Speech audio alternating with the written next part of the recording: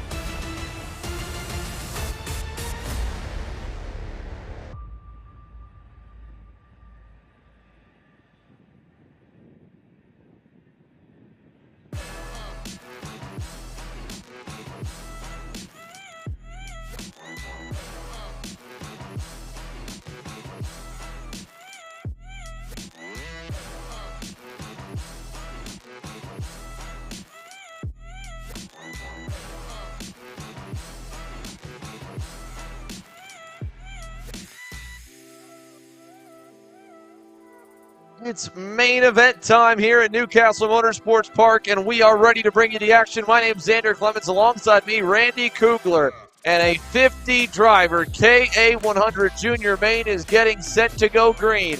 Into the tram lines, on the power. Caleb Gaffera to the inside, Elio Meza to the outside. We're racing down to turns 1 and 2 for the first main event of the afternoon. So far, so good. We got a lot of traffic to get through here just to get this field through the first two corners. But I like what I see so far. Amazingly enough, I shouldn't have said anything.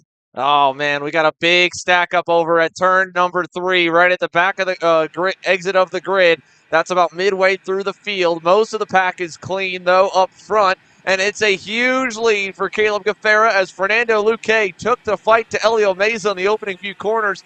They've given Gaffera about a 7 or 8 car length lead here already. We'll pick them up while the field exits the cell tower hairpin for the very first time. And they go through the green corner. Caleb Gaffera, a big lead. Here's a battle at the edge of the top 10. Stephen Miller, Max Garcia, and company going at it.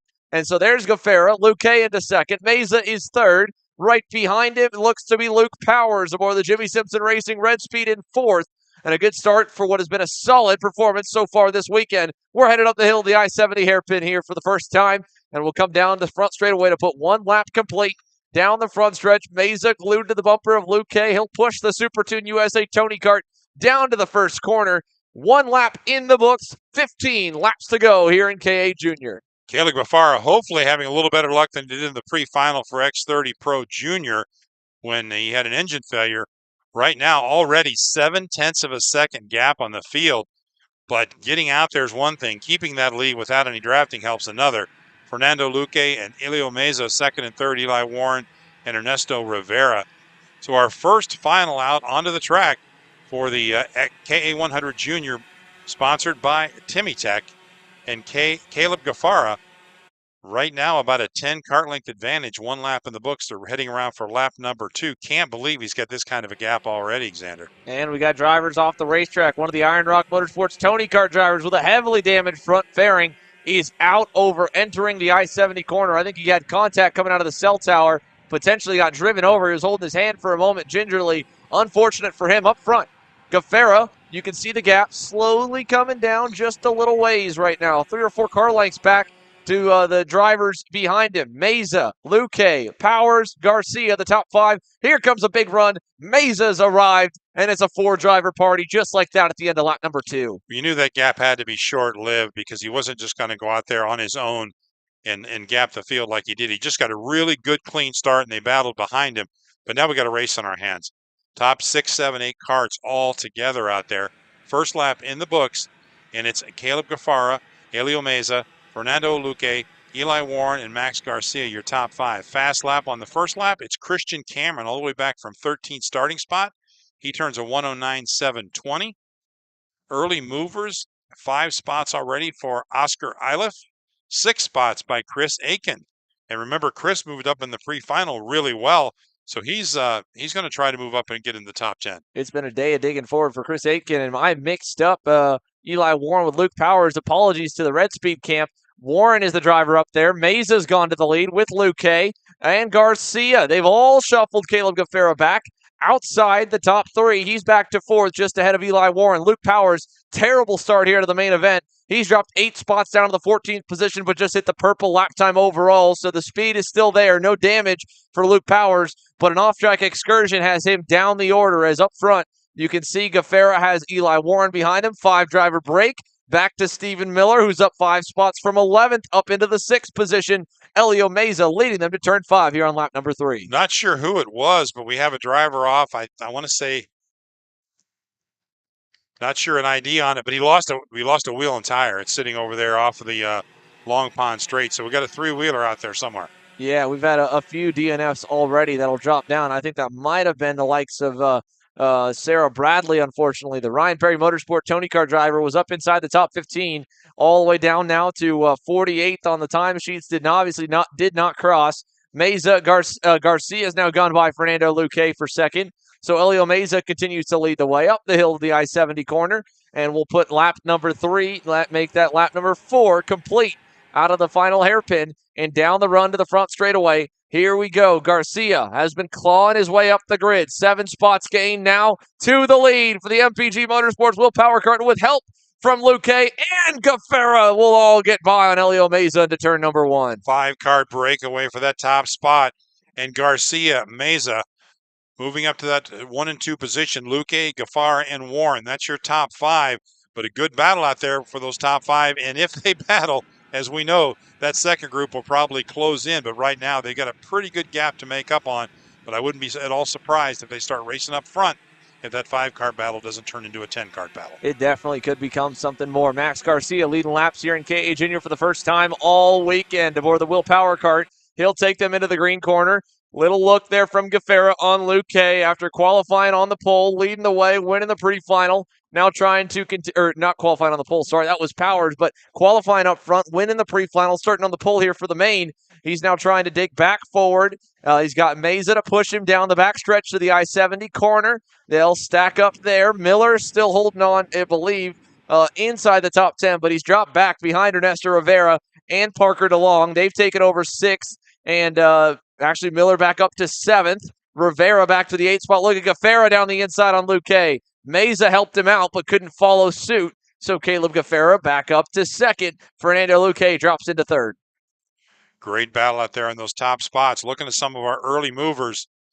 Oscar Iliff, 7 spots from 17th all the way up to 10th this early in the race.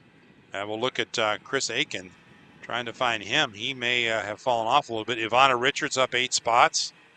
So Ivana having a real good run. She started 29th. She's 21st. Can't find Chris Aitken. I wonder if Chris might have fallen out. Taking a look here. 18th right now. Got a good start. Went forward a little bit. Yep. Falling back down to the 18th position just a little ways as Gaffera's gone to the lead. Garcia going back on him. Luque nearly making it 3 wide down to the bottom side in the scoreboard hairpin. At least this time here, we've got a representative from nearly every different operation up at the front of the field. All the top 5 drivers on completely different go-kart brands and completely different go-kart operations. The MPG Motorsports Will Power Kart leads for the moment. Here comes Fernando Luque in the Super Tune Tony Kart. Then it's the Iron Rock Motorsports black and gray and white machine of Elio Meza. Then it's the RPG Cosmic of Caleb Gaffera and the Jimmy Simpson Racing Red Speed of Eli Warren. Your top 5. On the way is Parker DeLong in the Ryan Perry Motorsport entry. He's in 6th. Last time by a 109.37 for Parker DeLong, a 109.8 for Max Garcia, half a second faster than the race leader.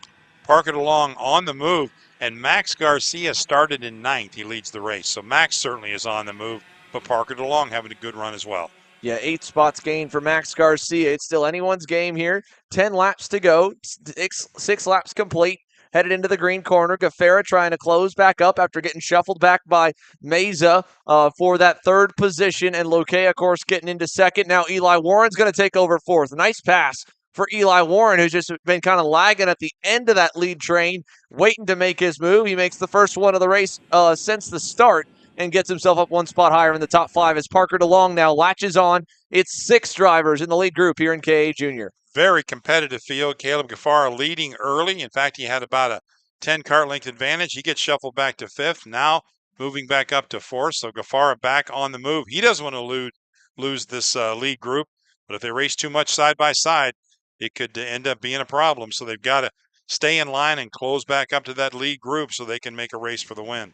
So through turn number 5, Gaffara's move brought Parker DeLong through, moved DeLong into the top 5 for the first time here in the main event. Up 5 spots already for Super P and Parker DeLong. Caleb Gaffara making ground up on the top 3. The group behind them is also pretty quick. Oliver Weldon now has got himself back up into 7th after starting inside the top 5. Look at this. Meza to the inside of Luque. He'll take over 2nd. That's what the second pack of 3 needed to keep connected. Garcia, Meza, Luque, your new top 3 with Gaffara in line. This time by, it'll be 8 down, 8 to go. Cross flags coming into the air. Your 6-driver lead pack heads into the I-70 hairpin once again with Garcia at the point. Gaffara trying to bring that next group back together. Parker DeLong goes purple on lap number 7 with a 109.013 for Parker DeLong. Pass for 2nd, and the 875 of Fernando Luque moving on up to 2nd spot around Elio Meza. So Luque up to 2nd, Garcia still with the lead. And Parker DeLong able to get by Caleb Gaffara there at the end of that shot into turn number 3. Moved DeLong up to 4th. Here's Oliver Weldon's group. They're loving this. They need just a couple more passes up at the front to bring them up. Max Garcia has not been challenging a couple laps for the lead because they've been battling for 2nd, 3rd, and 4th. Every time they get to his bumper, someone else passes for the spot they're in or the spot behind them, and it kind of shuffles the pack again. But Oliver Weldon, pace is there. Last time by was a 10th better than Garcia. He's coming. So is Oscar Iliff. He's had an up and down weekend, but he's up 9 spots so far here in the main. And Elio Meza, his Iron Rock Motorsports teammate, reclaims the 2nd spot once again, gets back by Fernando Luque. Oscar Iliff going purple that last lap. He is on the move. 8 spots advanced. Started 17th. He's in the top 10. Last lap, a 108.748. Leaders heading down the Long Pond Straight. One more time. We're big run coming. Look at this. Meza, along with Luque and DeLong, all get by Max Garcia. Elio Meza to the lead.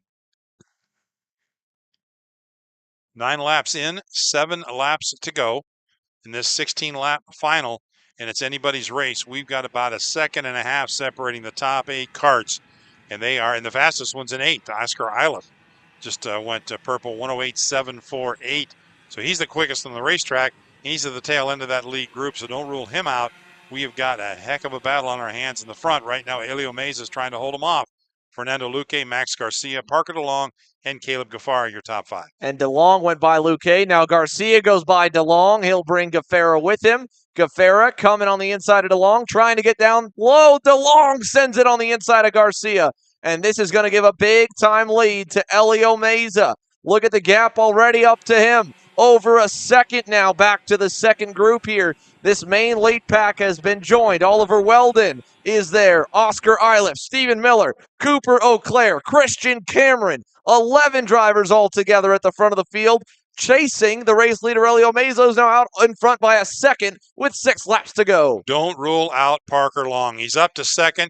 He started in 10th. Parker DeLong has lap in and lap out been the fastest kart in the racetrack. He's got a 2nd to make up over Elio Meza.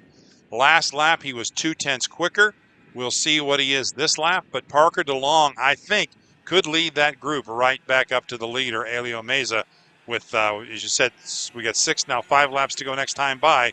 Elio Meza's got to hang on, but Parker DeLong's got a lot of company as he brings him back to the leader. The nice part about seeing the progression of a lot of these junior drivers, you're looking at the front of the field as Eli Warren goes down the inside on Fernando Luque, reclaims the 5th position. An update on his teammate Luke Powers, a day that's just gone bad to worse. I don't know what's wrong, unfortunately, for Luke Powers. He's been shuffled even further back down to 17th. So what a great start to the afternoon. It was with a pole position in morning qualifying, but Luke Powers is now outside the top 15.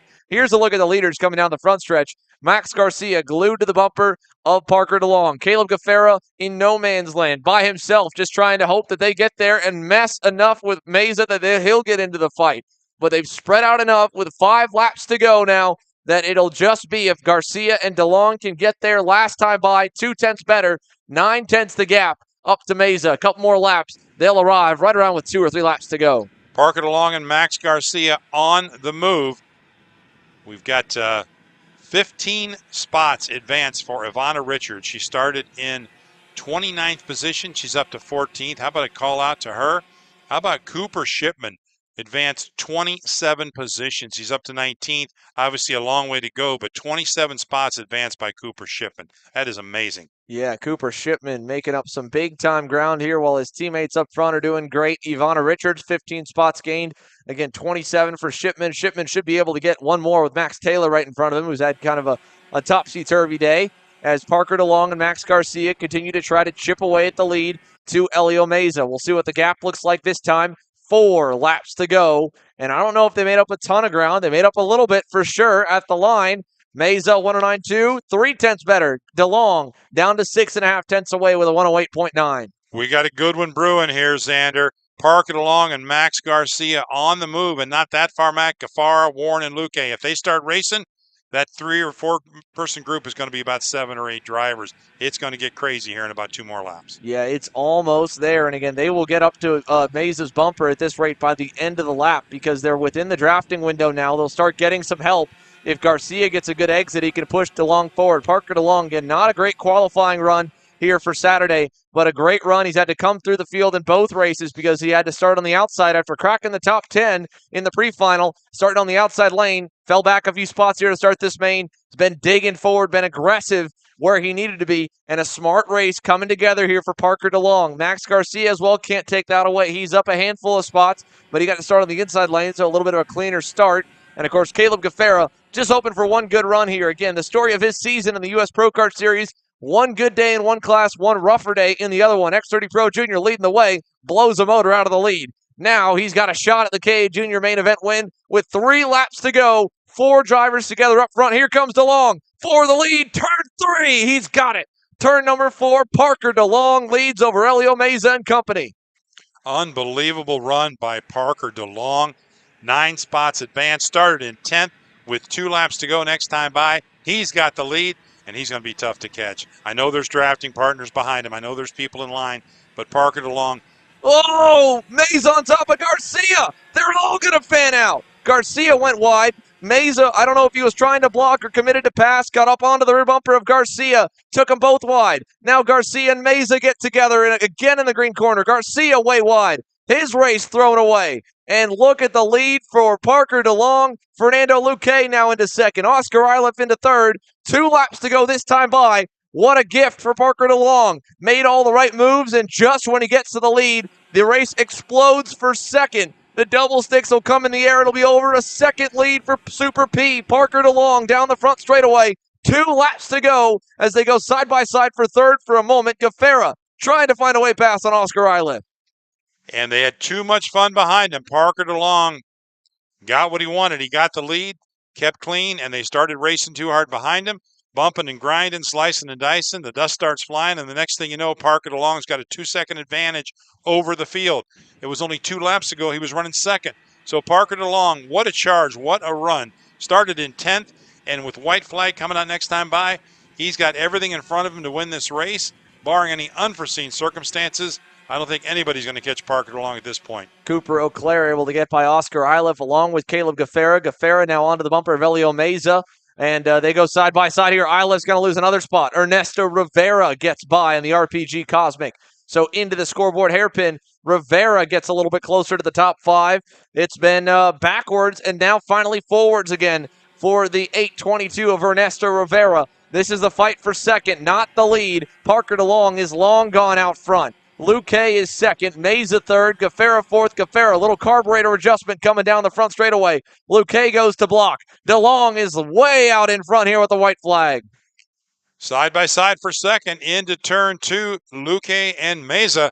And Luque hangs on to it. Parker DeLong now over 2 seconds advantage over the rest of the field. Luque and Meza running for second. Caleb Gafara, Ernesto Rivera in 4th and 5th. Gafara just goes purple with a 108.460. But too little too late. They'll see the checker next time by, and it's Parker DeLong with a 2.1 second advantage over the field. Elio Meza, a little bit of a bobble there going into the cell tower hairpin. Got a lot of inside rear tire lift, and then kind of corrected it, and then lifted it again, jacking the car up, and it cost him some time. Now he'll get back to Luque's bumper here. Final time to the scoreboard hairpin. Meza, bumper, goes wide. Luque goes low. He will only be able to do that there because by the time they get to I-70, Gaffera could be close enough he could dive bomb Meza. Final time to the hairpin at the top of the hill. Luque low, Meza low. Gaffera goes wide. Up front, Parker DeLong. Down the front stretch, though, from way back, is going to take a comfortable victory. He wins the Saturday main in KA Junior. And across the line for second, Luque hangs on. Gaffera almost gets Mays at the line. 0.08 of a second short there for third. Gaffera fourth. His teammate Ernesto Rivera ends in fifth. Championship points leader Max Garcia had a podium potential winning day, ends in ninth with the contact of him and Meza coming together in the cell tower. A hard racing deal makes a big point dent in the Max Garcia train, and now that'll open the door for some more championship implications into Sunday.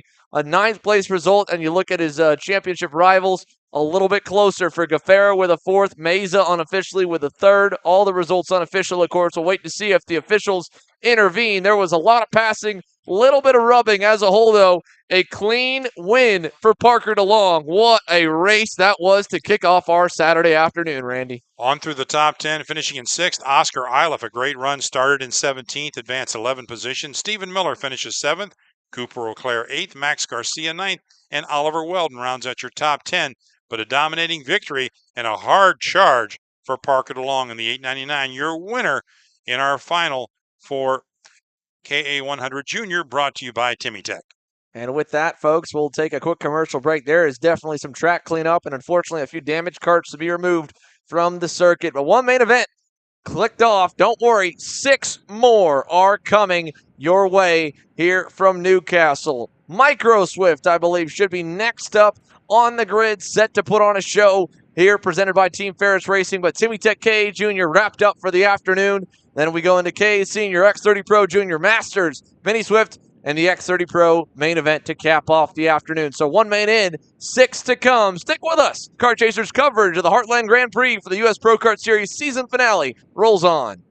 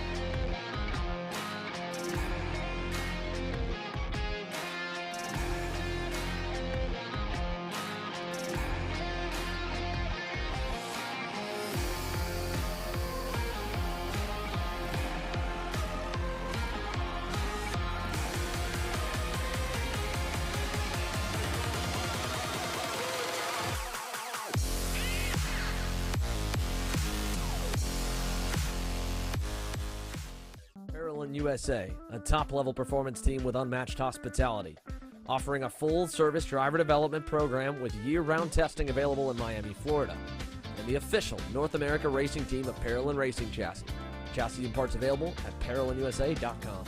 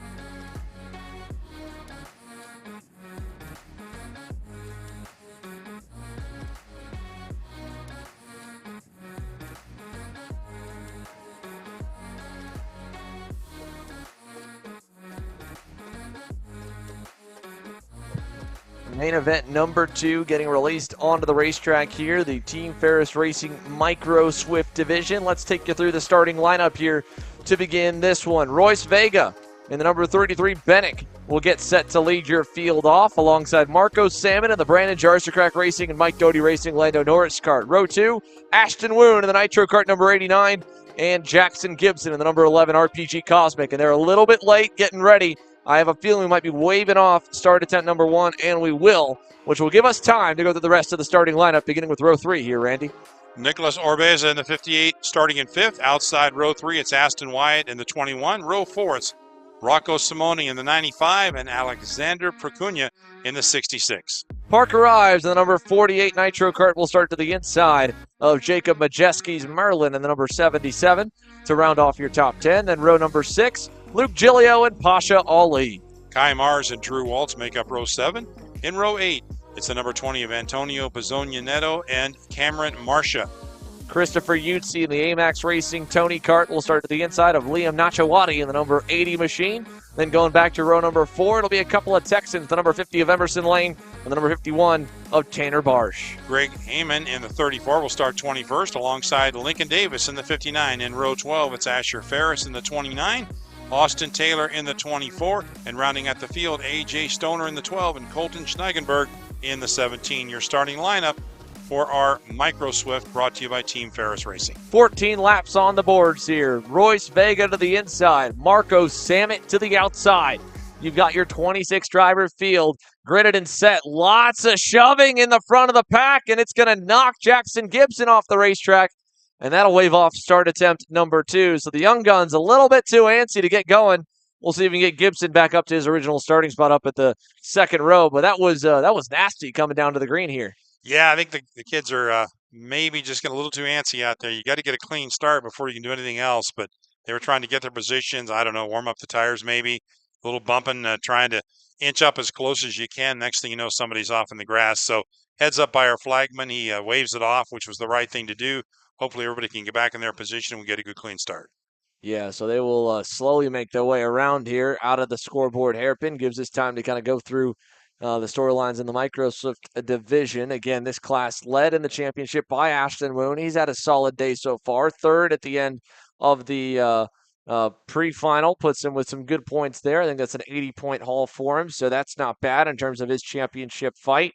And he's trying to bring a little bit more of that here to the main event today. He enters this weekend a 200-point lead before drops over Jackson Gibson. Rocco Simone a little further back. Benja Fernandez, unfortunately, sidelined for the event. He's out, which means Marco Sammet in the LN kart, 400 back in 5th.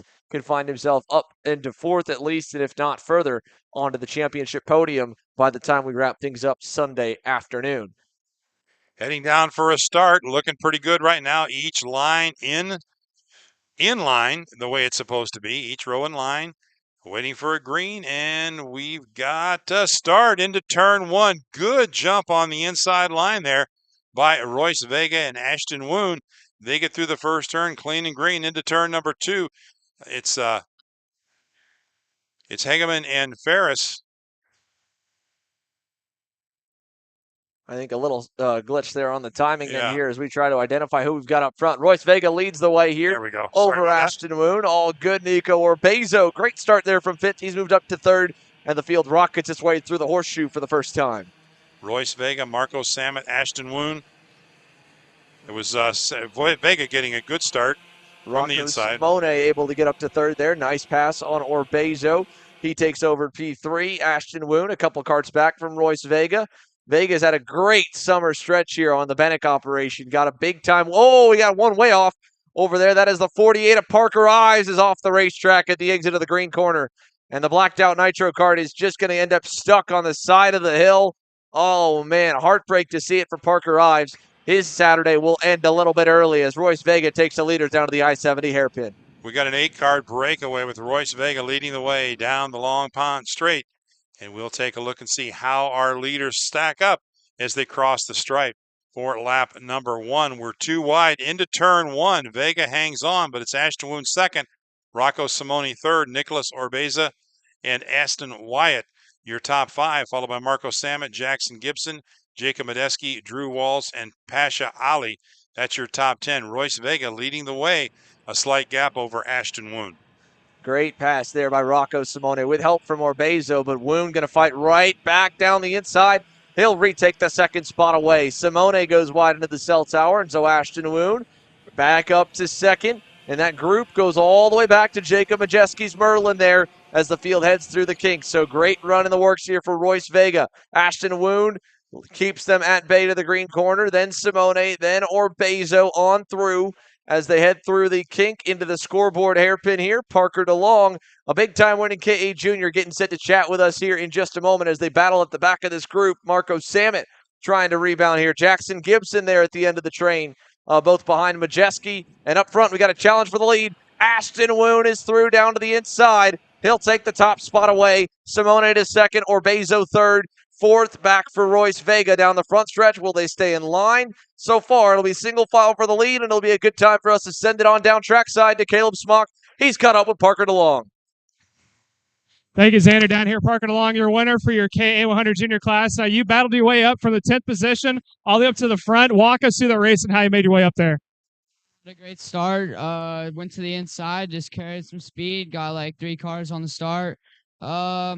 Midway through the race, I just put my head down to try to charge forward because there was a pretty big gap. And then at the end, I went for the pass, and then I looked back on the straight, saw a big gap, and came around to the front, and there was 2 to go. I was amazed. Now, do you have any indication what happened behind you, or is it when you went around the scoreboard and just looked and saw? I have no clue. I talked to Helio Meza, though. He said maybe he got caught up with some dude or something like that.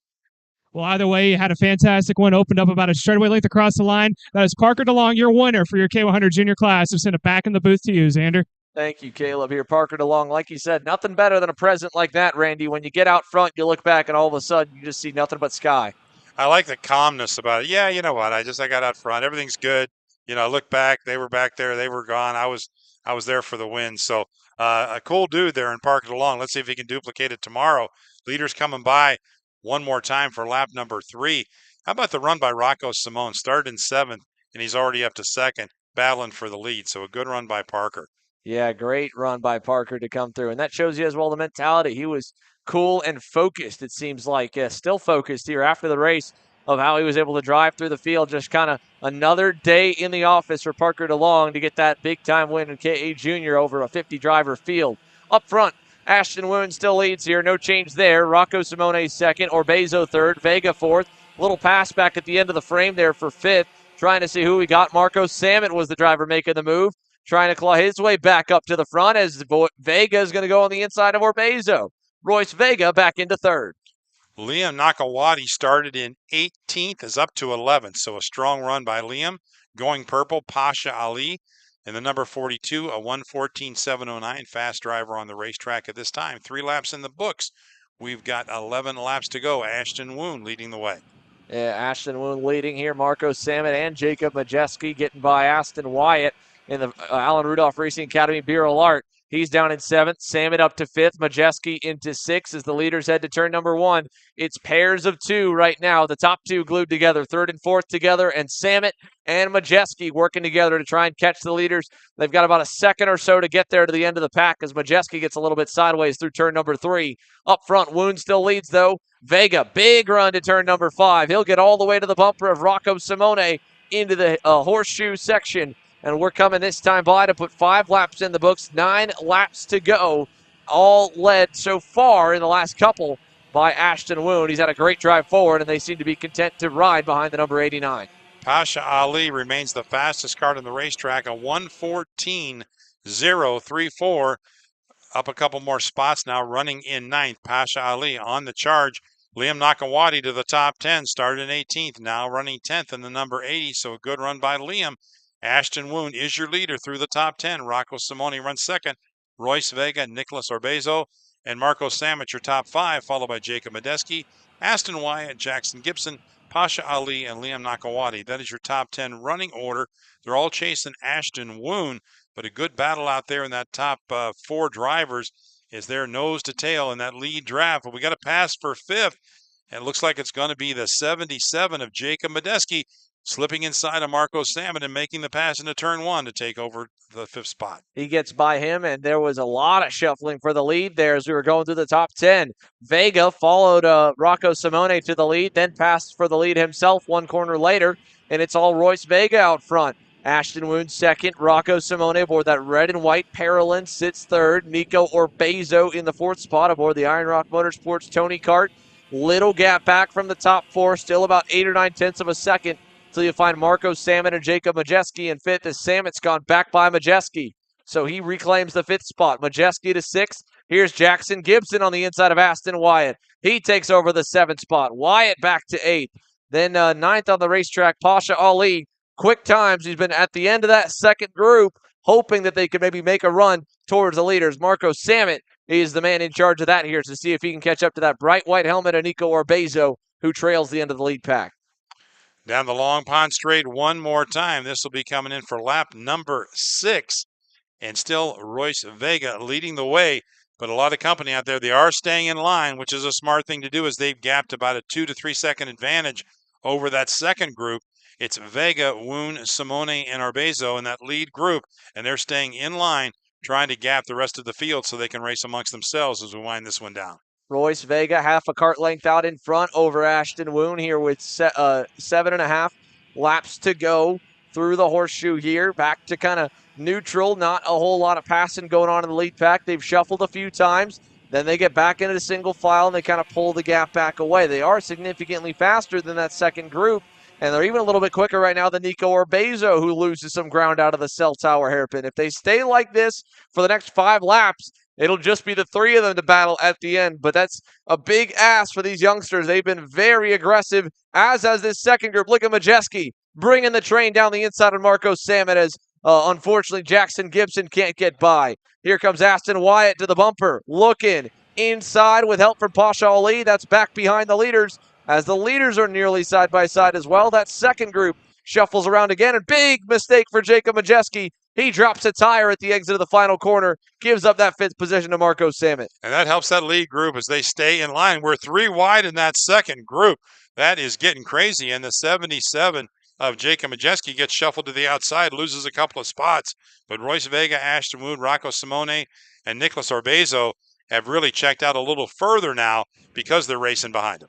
Yeah, they've gotten a good little cushion here. A car length up on Royce Vega, or a car length back on Royce Vega from them kind of going a little wide through the 90-degree corners. Vega seems really put together in the first sector of the racetrack all the way to the exit of this hairpin right here. Then the backside of the track, maybe not as strong as his first half. Also the backside, or the final part of the lap, a lot more draft dependent. So can't exactly chalk that one up to the Bennick operation. They seem like they've got a flying hot rod right now. Your leaders on through down to the scoreboard. Here's your second pack, and we'll pick them up as the leaders come back on out. Woon has gone by. Ashton Woon to the lead. Vega back to second. A.J. Stoner, it was a DNF in the pre-final. Just a little note aside there, he's up to 16th, advanced 9 positions, so he's on the charge. Tough break in the pre-final, or he might have had something to say about this running further up front. We got a battle for the lead, though, crossing the stripe. They fan out a little bit, then they get back in line.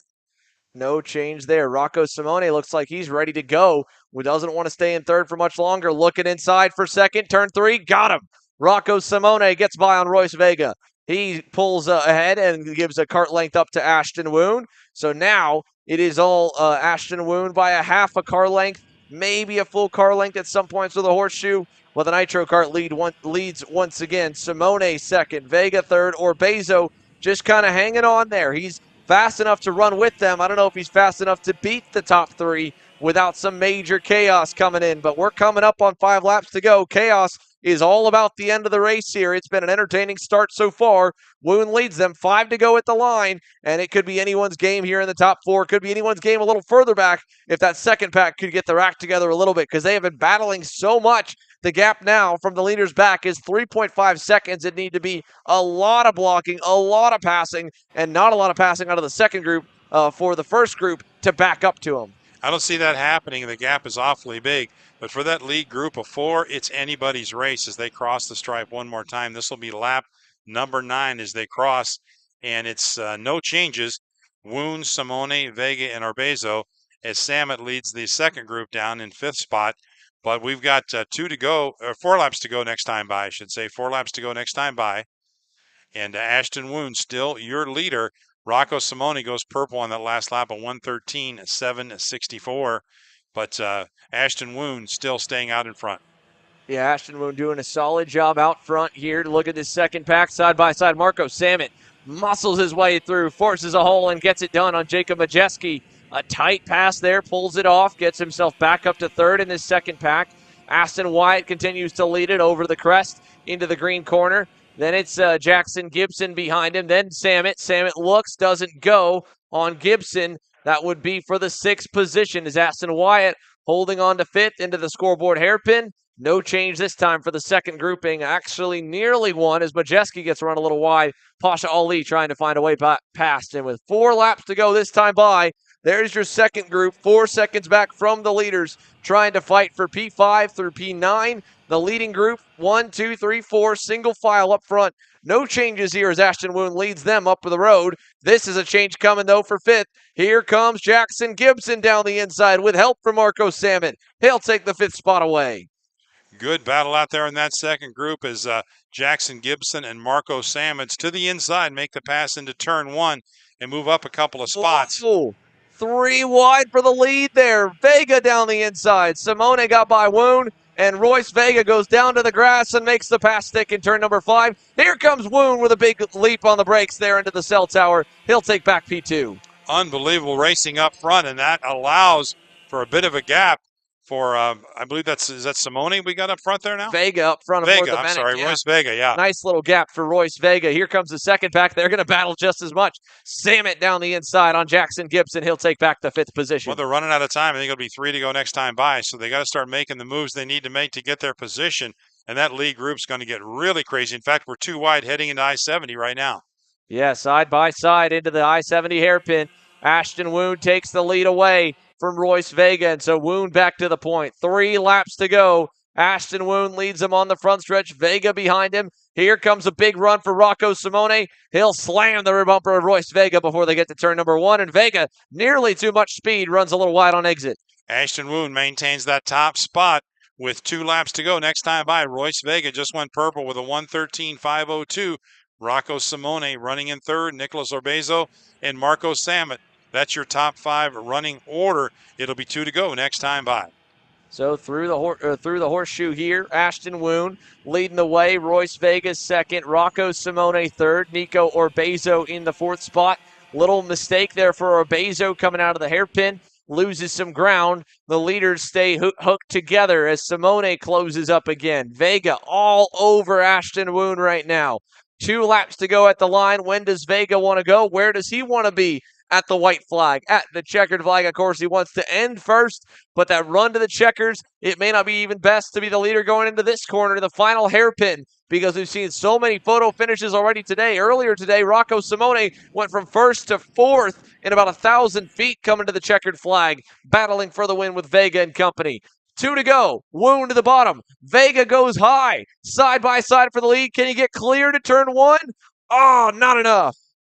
Unbelievable. Twin sticks at the line, 2 to go to be white next time by, and we got another pass for the lead. Almost. No, now we are. Maybe.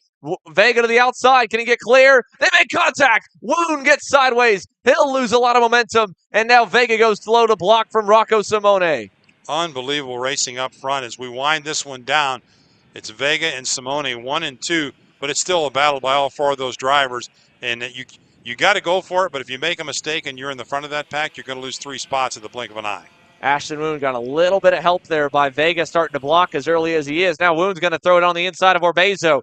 Slingshots through. Looks to the inside on Simone. Can't get there. Hangs on, but he's back into it. Ashton Woon nearly was spun out in turn 4 this lap. He's back in third, digging for more as Simone gets a big run and a shot to the rear bumper of Royce Vega coming out of the scoreboard corner. I'm not so sure sitting in 4th right now might not be the best place to be because I have a feeling things are going to get really crazy with those top 3. They are going at it. Woon trying to cross over. Can't get there. Simone still second on the bumper of Vega. White flag in the air. 1 lap to go for Royce Vega and company. He's kept them on the bottom, keeps himself clear. Simone holds low. Woon a little bit wider.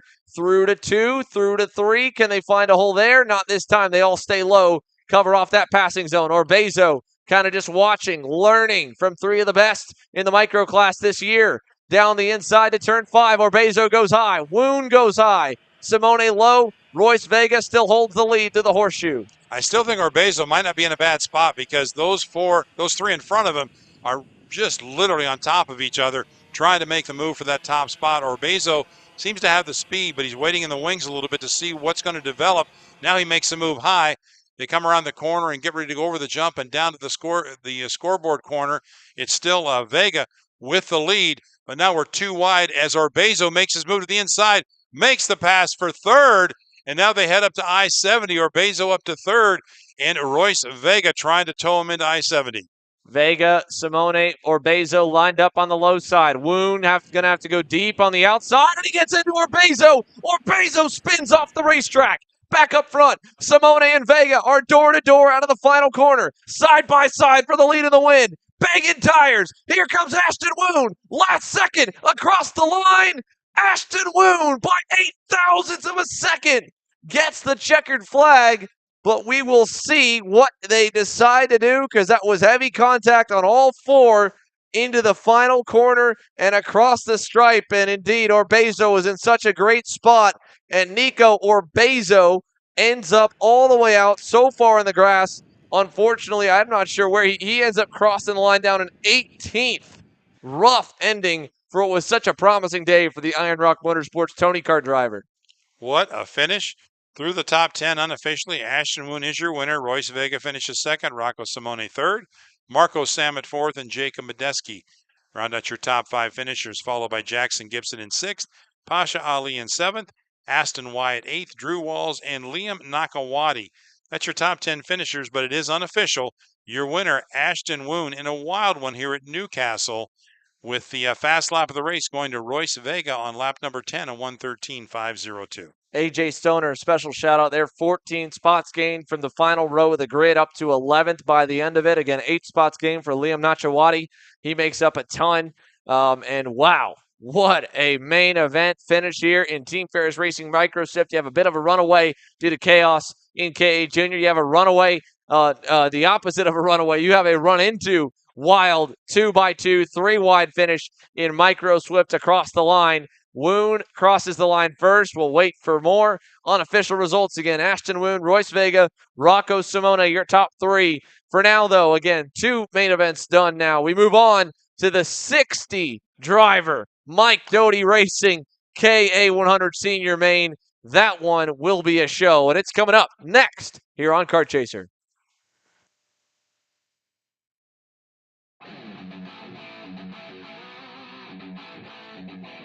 The 2023 season is just around the corner, and if you're looking to buy, sell, connect, or learn, make plans to attend the 37th annual OVK Go-Kart Swap Meet, February 4th, 2023.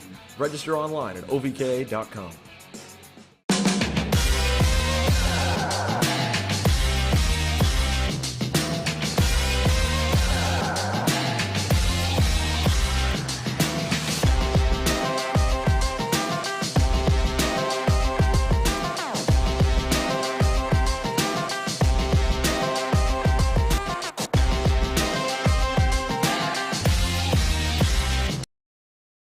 I'm Billy Vincent, owner of MPG Motorsports. What we do at MPG is we try to keep it a nice, fun family atmosphere, try to combine sort of the bigger things and of the bigger teams and the professionalism down with sort of some of the fun, sort of family-oriented atmosphere. We try to not only develop drivers, but also the parents and the families for just in knowledge in general in motorsports. It all starts in karting. What we try to do is try to help the drivers, the moms, the dads understand the sport of motorsports in general, not just karting, but what it takes to get all the way up through. Whether you end up wanting to be a driver or a mechanic or an engineer, you know, we can help you with that, and that's what we're here for. If you're interested in joining us at MPG, our home base is at Whiteland Raceway Park in Indianapolis, and you can contact us at info@willpowerkart.com. And one of our great people will reach out to you, and we'll try to put the best program together. Looking for a top-level team environment that fits your budget? Look no further than AMAX Racing. We cater to customers around the country who want driver coaching, tuning assistance, hospitality, track support, and a family race environment. Our race schedule is support available at all levels, from club and regional series across the Midwest to top-tier events such as the TKNA Grand Nationals, the U.S. Pro Kart Series, and the Scooter Pro Tour. Whatever level you may be at or want to get to, AMAX Racing can get you there.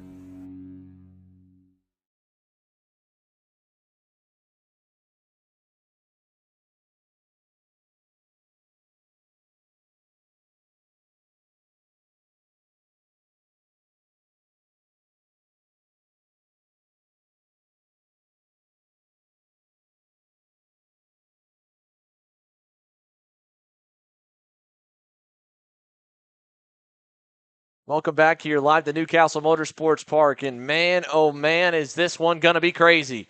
We split them up for the heats, so you got to see half the field in each time. Christian Miles, a rookie making his national debut in the senior ranks, is on pole to lead a 60 driver K100 senior field to the green alongside championship contender and former series champ Brandon Lemke. They're going to not go on the first start, give them a little more time to get the back of the field grouped up before we go green, and it gives us time to give you a little more insight into the rest of the field. Row number 2, championship contender Alex Stanfield rolls off on the inside of the 906 GWR Tony Kart alongside the Trinity Karting Group Kart Republic of Gavin Bailiff, who's been kind of quiet this weekend, but a solid run in the pre-final has put him in contention for a main event victory.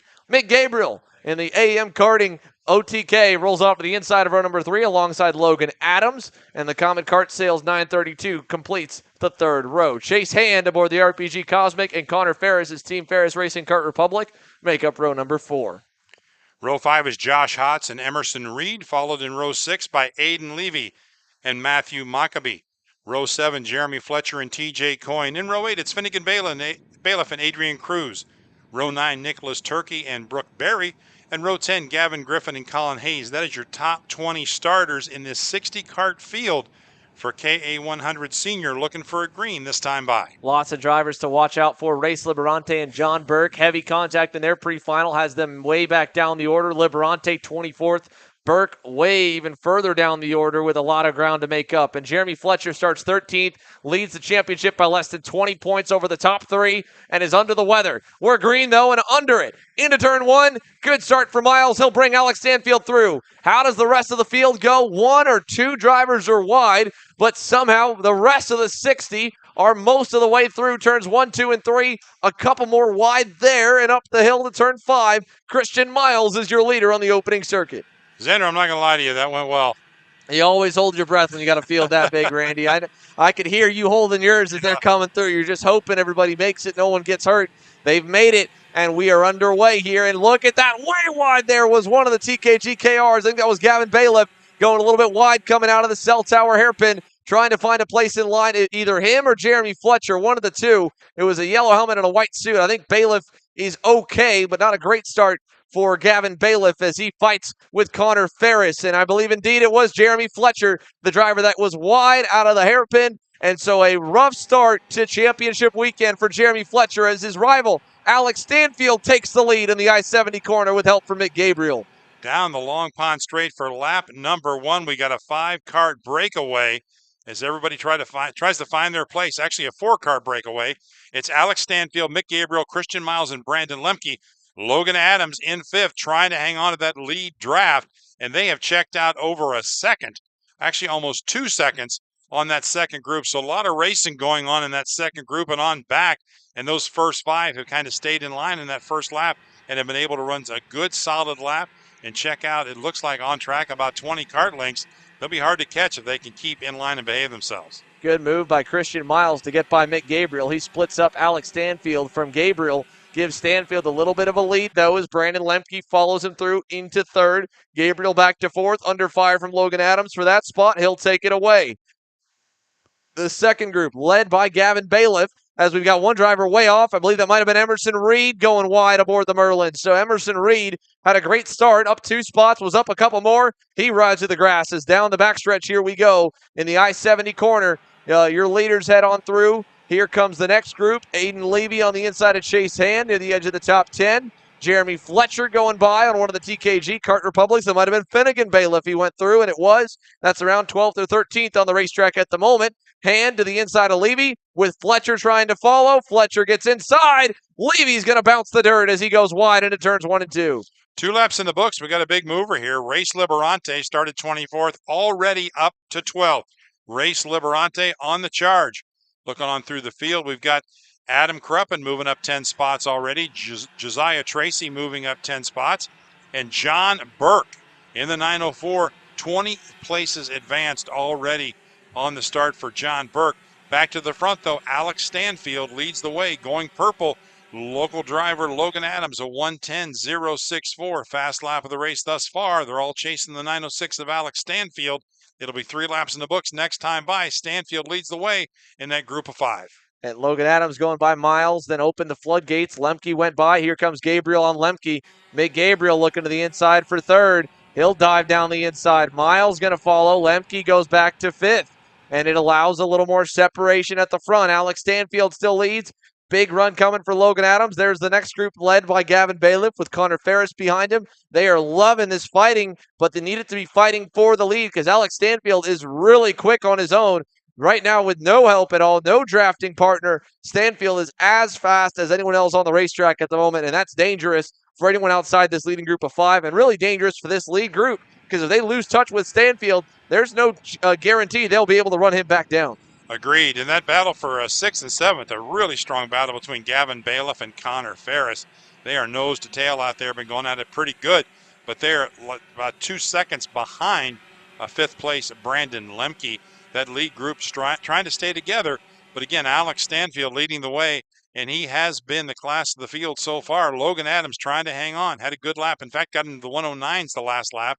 Adams going purple with a 109.847.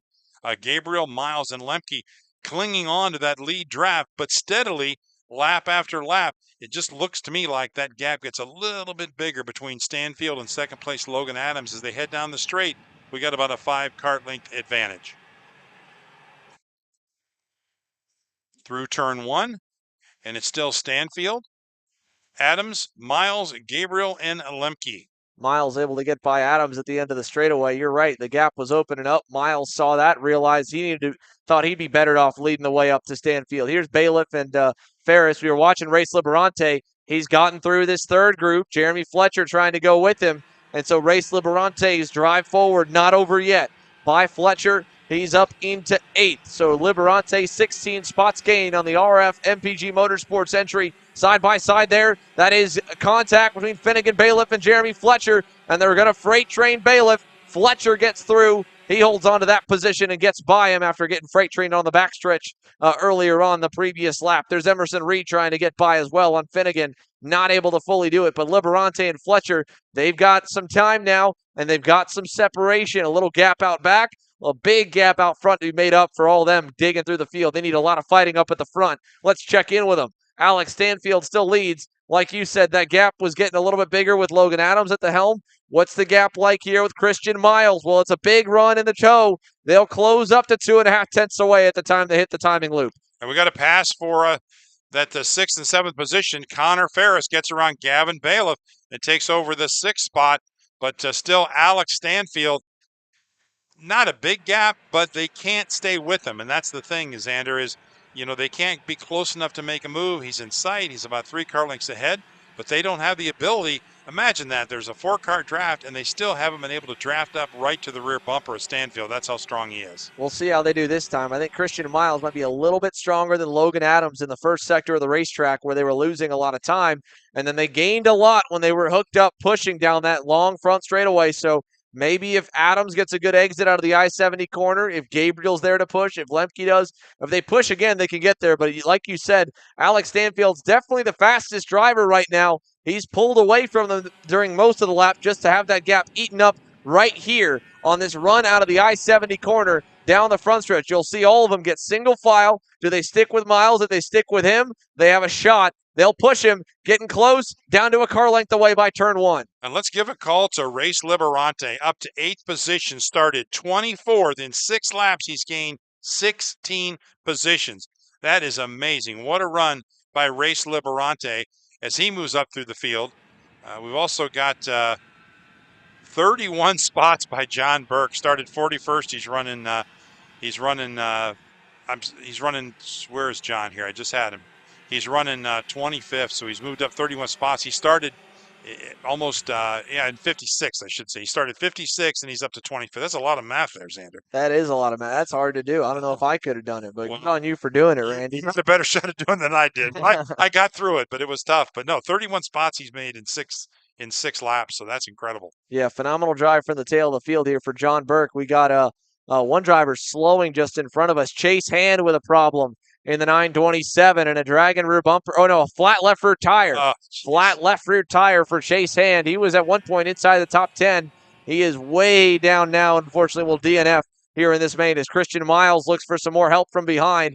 All they can do at the moment is hang in the wake of Alex Stanfield's GWR Tony Kart. He's having a standout day right now. Christian Miles closes up, and then from the horseshoe through the cell tower, Stanfield puts 2 car lengths on him, and they spend the rest of the lap making it up. Here's Ferris and Gavin Bailiff. Pretty quiet day for them so far. Got away from the madness and are now just kind of running by themselves. They're not as fast as the leaders, but they are as fast as Jeremy Fletcher and Race Liberante, so they can't let off the gas if they want to hold on to where they're at. Just really, again, pray and hope that Christian Miles and Logan Adams can find a little more, learn a little more, and challenge Alex Stanfield. At the moment, all they can do is just kind of get there by the end of the circuit. Mick Gabriel turns purple with a 108.795, fast lap of the race. He's in 4th, so he's going to try to move his way through that 2nd and 3rd position and maybe make a run at Stanfield. Stanfield still leads the way ever so little. I mean, it's just 3 kart lengths maybe, just ever so slightly he has that lead, but it's been steady lap after lap after lap.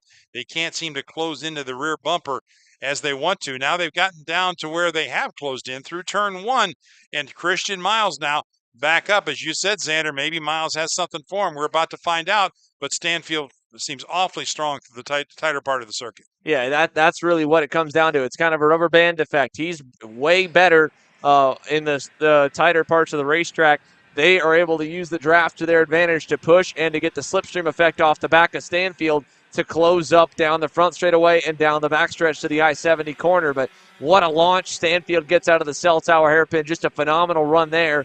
And then he kind of opens the gap up through the kink into the green corner here. All the way, again, a great launch out of the scoreboard hairpin as well. So for Alex Stanfield, again, this has just been a classic example of hitting your marks no matter what. And at some point, they'll get impatient and they'll fight for second. It's not coming yet, but the moment they do, the moment that gap gets a little bit bigger, he's gone, and there's nothing they can do about it. Yeah, they just can't do that yet. If they do that, I agree with you. He's gone, and they'll never see him.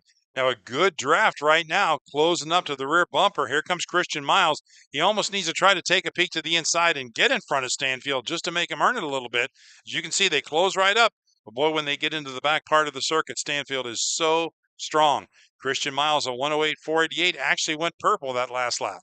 And I think if you put maybe a little more experienced driver in the place of Christian Miles, especially an aggressive one like a Brandon Lemke, a Jeremy Fletcher, drivers that Race Liberante that would realize exactly what you pointed out, that yes, they're not as fast as Stanfield. Yes, they can hold on to him. But the moment you get that one shot at him, that one shot to put him behind you, you got to take it, even if it's in a bit of an aggressive move and maybe it doesn't pay off, because that's your only shot to win this race. So Miles obviously feels like he did it once. He can do it again. We'll see if he's right. Again, the rookie as well. I'm sure there's a little bit of trepidation, maybe just kind of getting his confidence up in a new group. He's running against adults in his class, and then the young superstars, 15, 16, 17-year-olds. It's not against a handful of preteens and early teenagers. So there's a different dynamic, and there's a lot when you kind of are the new kid on the block. But here it is. Finally, Christian Miles, big run, inside, clear, new leader. And Stanfield, he gets the elbow treatment by everybody in that lead pack. He goes back to 5th.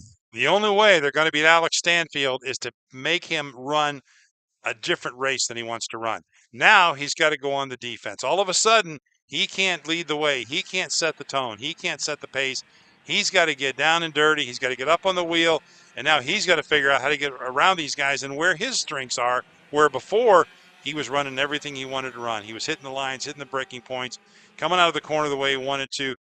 Those days are long gone now. He's got to figure out a way to get back up there. And I'm interested to see how Christian Miles has put such a big gap on the field, because Logan Adams didn't get tripped up a lot going by Alex Stanfield, but Christian Miles is now in a good spot with a big gap over the pack. And Adams, I don't know if he's the fastest to lead him back up there. Let's see what Stanfield does. He's got to run on Lemke, kind of peeking a little bit, looking, not going to go in the I-70 corner. 5 laps to go this time. Christian Miles might have made a fool out of me and proved that one wrong, as he was going to get another shot at him.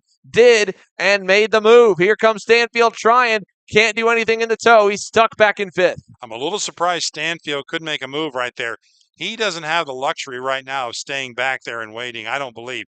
They've got to latch back onto Christian Miles, because surprisingly enough, Miles has gapped him a little bit. He's pulling a Stanfield on him. All of a sudden, Miles has a 5-car length advantage, and now they got to stay in line just to catch him. Big crash over here at turn number 1. 2 drivers just absolutely hammered the outside retaining wall. I think one of them is Colin Hayes. Not sure the identity of the other one, but that was back around midway through the pack here, headed into the end of the back straightaway. You can see the barriers that took a heavy impact, and they both are gone. I think the other one might have been Jeff Lyda. So either way, back up front, your leaders to the scoreboard hairpin. Does Gabriel stay with Adams? He does. Alex Stanfield has at least gone into 4th, gotten by Lemke, but he's got to really get going. Christian Miles, what a performance in the works here. Yellow flags will be in the air down at turn number 1 potentially. If they stay in the air, that'll keep that passing zone locked up. Here they come down the front stretch. Let's see. Does the gap get closer? Does it open up from Miles back to Adams? Across the line, 4 to go. It closes up. Logan Adams a 10th away. Mick Gabriel helping the way with Logan Adams, and they raced smart. They stayed in line, and they've closed that gap on Christian Miles. It'll be 3 to go next time by. It's go time, Xander. Something's got to give here. And if you're Stanfield, you don't have any more time left. You've got to make your way around Gabriel. You got to find a way around Adams, and you got to try to chase down Christian Miles if you want to win this thing. Well, he just did exactly that on one part. He gets by Gabriel in the cell tower. So Alex Stanfield now up to 3rd. Gabriel back to 4th. Stanfield is going to have to probably will himself to the front. Miles with a nice little lead. Here comes Stanfield and Logan Adams. Looking inside. Clear for 2nd. Alex Stanfield gets by, and Adams loses a spot to Gabriel. Brandon Lemke gets alongside, says, nope, go ahead, get back in front of me. Let's keep the toe. Let's not fight and lose the top 3. So they'll stay together. But Alex Stanfield versus Christian Miles, this will be the heavyweight match for the KA Senior Division, and Mick Gabriel's been a great pusher all day long. He's been helping Logan Adams. Now he's going to try and help Alex Stanfield with 3 laps to go. And that gap is already closing. I haven't ruled Stanfield out. I think now that he's worked his way very methodically through that field from 1st to 5th and now back to 2nd, and with the help of Mick Gabriel, I think you're going to see a battle for the lead in the next lap or so with Alex Stanfield closing in on Christian Miles. What a finish this should be with those top 3, and who knows, possibly the top 5 if those top 3 start racing each other. Great battle. What a show by our KA100 senior drivers. And I can tell you, Brandon Lemke's probably going to be a little bit deflated now. Again, this championship coming in. Jeremy Fletcher had a couple of points on Lemke and about 20 back to Alex Stanfield. Stanfield getting a win is 25 points from 1st to 2nd alone. So Brandon Lemke may not be a Christian Miles fan personally. I'm not saying whether he is or he isn't, but he's his number 1 fan right now to fend off Alex Stanfield. Because if Stanfield gets a big-time win, especially with a top 2 result in the pre-final for points, this would be a big-time point swing. And Alex Stanfield, he could be in the driver's seat for the championship come tomorrow. 2 laps to go. Alex Stanfield sees Miles look back, points forward, says, keep going forward. I won't pass you yet. I don't want to go backwards. I'm on a points race as well. But he knows points are big, and they're biggest when you win. Through turn 4, Christian Miles, a lap and a half away. What a dominating day it's been for these drivers at the front, and what an impressive day for Christian Miles in his senior debut. I'm impressed with Christian Miles, and I'm impressed the way he's kept it steady. He hasn't missed a lick out there. He worked his way to the front, made a really strong, aggressive pass around Stanfield, and now has ran, I think, as good as he could possibly run. I mean, let's be honest, Stanfield's the fastest car in the racetrack, but they were able to make that move around him and make him earn it. But now, with the white flag to come out next time by, Stanfield is where he needs to be to make the move around Miles. Miles has to make that car really wide on this last lap if he's going to keep Stanfield behind him. And Stanfield knows it. Stanfield and Miles both checking over their shoulders, seeing how far back Mick Gabriel and the rest of the group is here. as they come out of the I-70 hairpin. Again, an update on the points. Jeremy Fletcher down in 9th.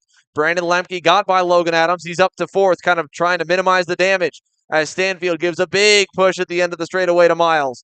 Pushes him further away down to turn number 1. Alex Stanfield knew how aggressive the racing was, and a month and a half ago, it was deja vu compared to today, with him and Jeremy Fletcher going for a championship fight, being neck and neck coming into the weekend. And on one of the days, on the final lap, Alex Stanfield in a big pack dropped from 2nd to about 10th, and the championship went with it. It went the way of Jeremy Fletcher. He's got the opportunity, if he plays his cards right, to flip the script, to be smart, to make sure at worst he finishes 2nd. He's doing just that, pushing Christian Miles. They've talked about it. They've worked together greatly in the pre-finals. 3 corners to go. Who's it going to be? Can Christian Miles hang on? Does Alex Stanfield have anything left in his bag of tricks to get around Miles?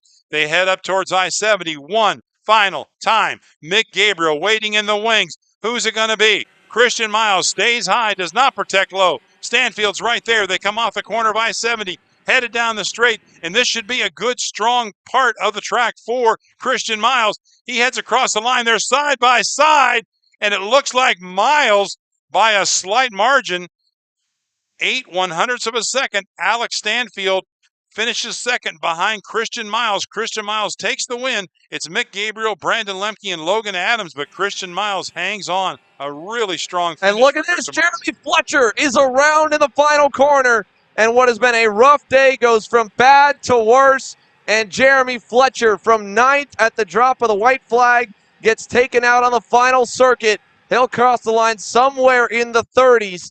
And oh my goodness, this championship story just completely changed. What you watched right there was Alex Stanfield playing the long game, deciding to give up the race win, not fight for it, push Christian Miles away, let him get a win, give himself 2nd place points, give himself the lead over Brandon Lemke, and now Jeremy Fletcher. What a heartbreak here. You knew how much he was fighting, how hard he was fighting, hearing the flu-like symptoms he's been fighting since the beginning of today.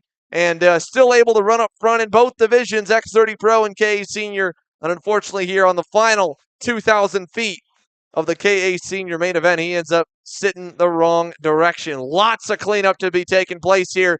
Let's take you through your top 10 in the Mike Doty Racing KA100 Senior Division. And Christian Miles, senior debut. He's 1 for 1, your winner. First-time race, first-time winner for Christian Miles. Alex Stanfield, 2nd, and a points haul, and the points lead to Mick Gabriel 3rd. Brandon Lemke keeps himself in the fight with a 4th place result going into Sunday.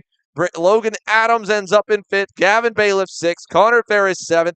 Josh Holtz in 8th. Emerson Reed 9th. Nick Terlecki 10th.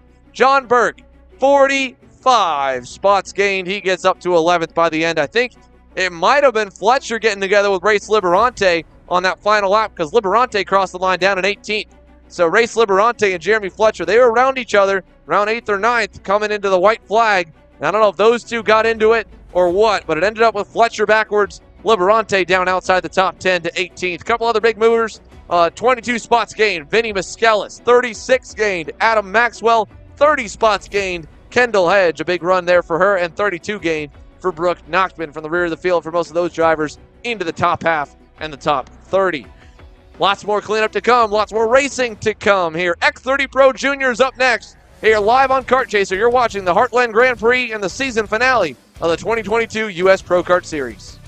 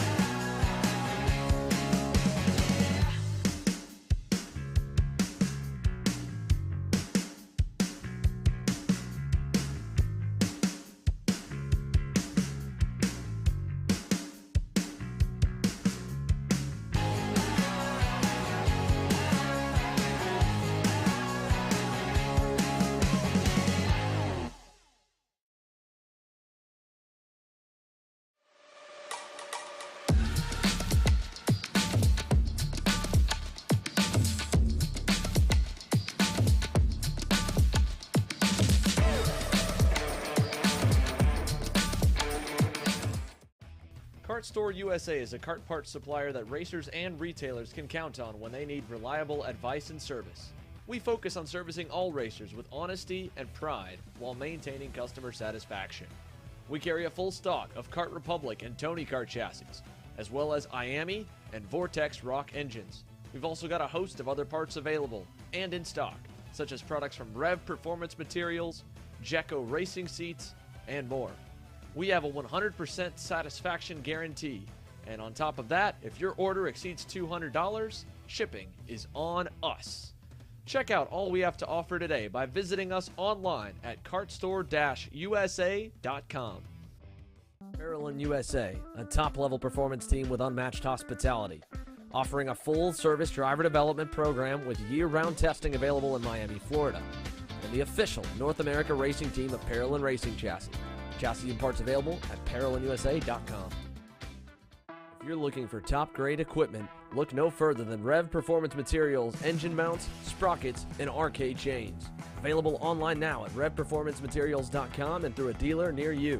The highest quality material, built to the highest quality standards. Rev Performance Materials.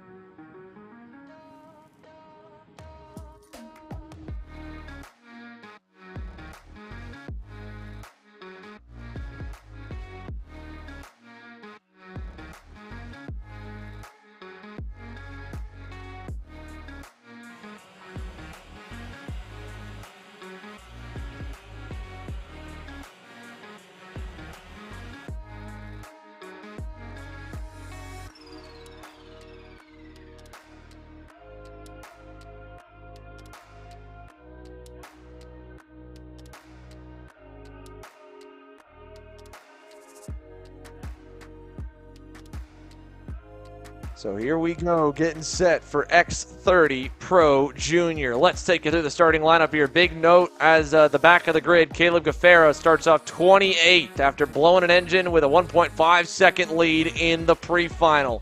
We go to the front of the grid, Aiden Ingrata will start on the inside of row 1 in the Speed Concepts Racing Red Speed alongside Max Garcia in the MPG Motorsports Wheel Power Kart.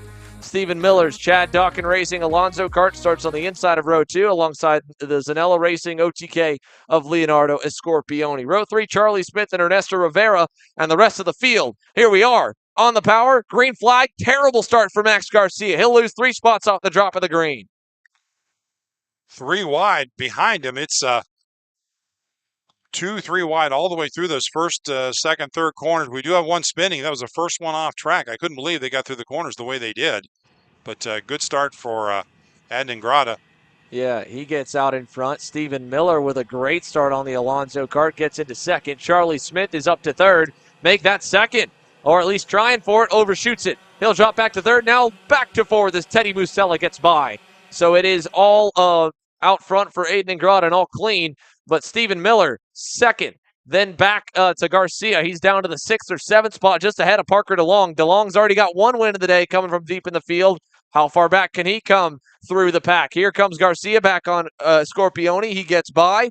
DeLong hanging on over this grouping of 4. And then just in between all of them, I think up the road somewhere is Enzo Vidmontien with a decent start. So here comes the leaders down the front stretch. We'll get the full lineup at the end of lap number 1. Aiden Ingrata leads the way. Gaffera second. Or no, sorry, not Gaffera second. Stephen Miller second. Mix out the helmets for a moment, and the Cosmic of Teddy Musella in third. Then we find Charlie Smith. Then Max Garcia, Scorpioni, DeLong, Vidmontien, Ernesto Rivera, and Jorge Ortiz. To give you an update on Caleb Gaffera, well, he's up a couple spots already. Make it 5, up to 23rd.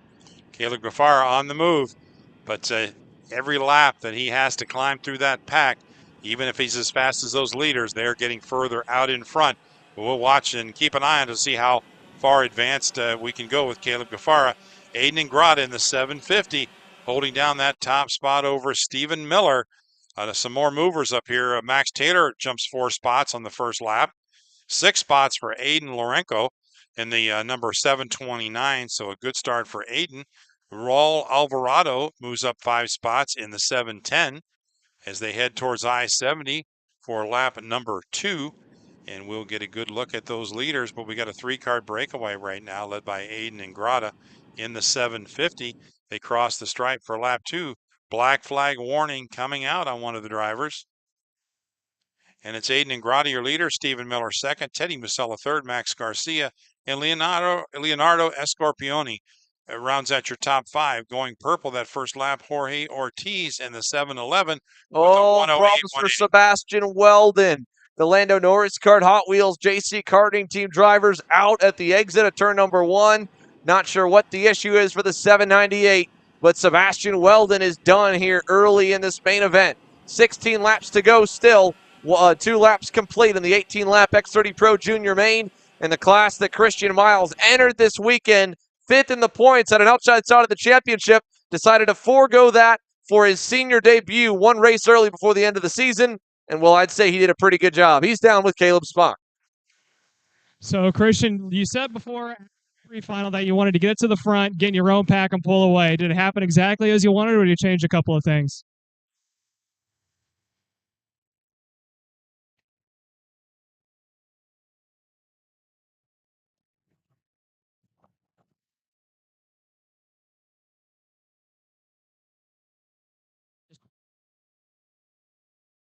There for a little bit about the mid-time on. There's a little bit of back and forth, a bit of shuffling in the lead. You fell back a couple positions. Do you think you'll be able to catch back up to the front?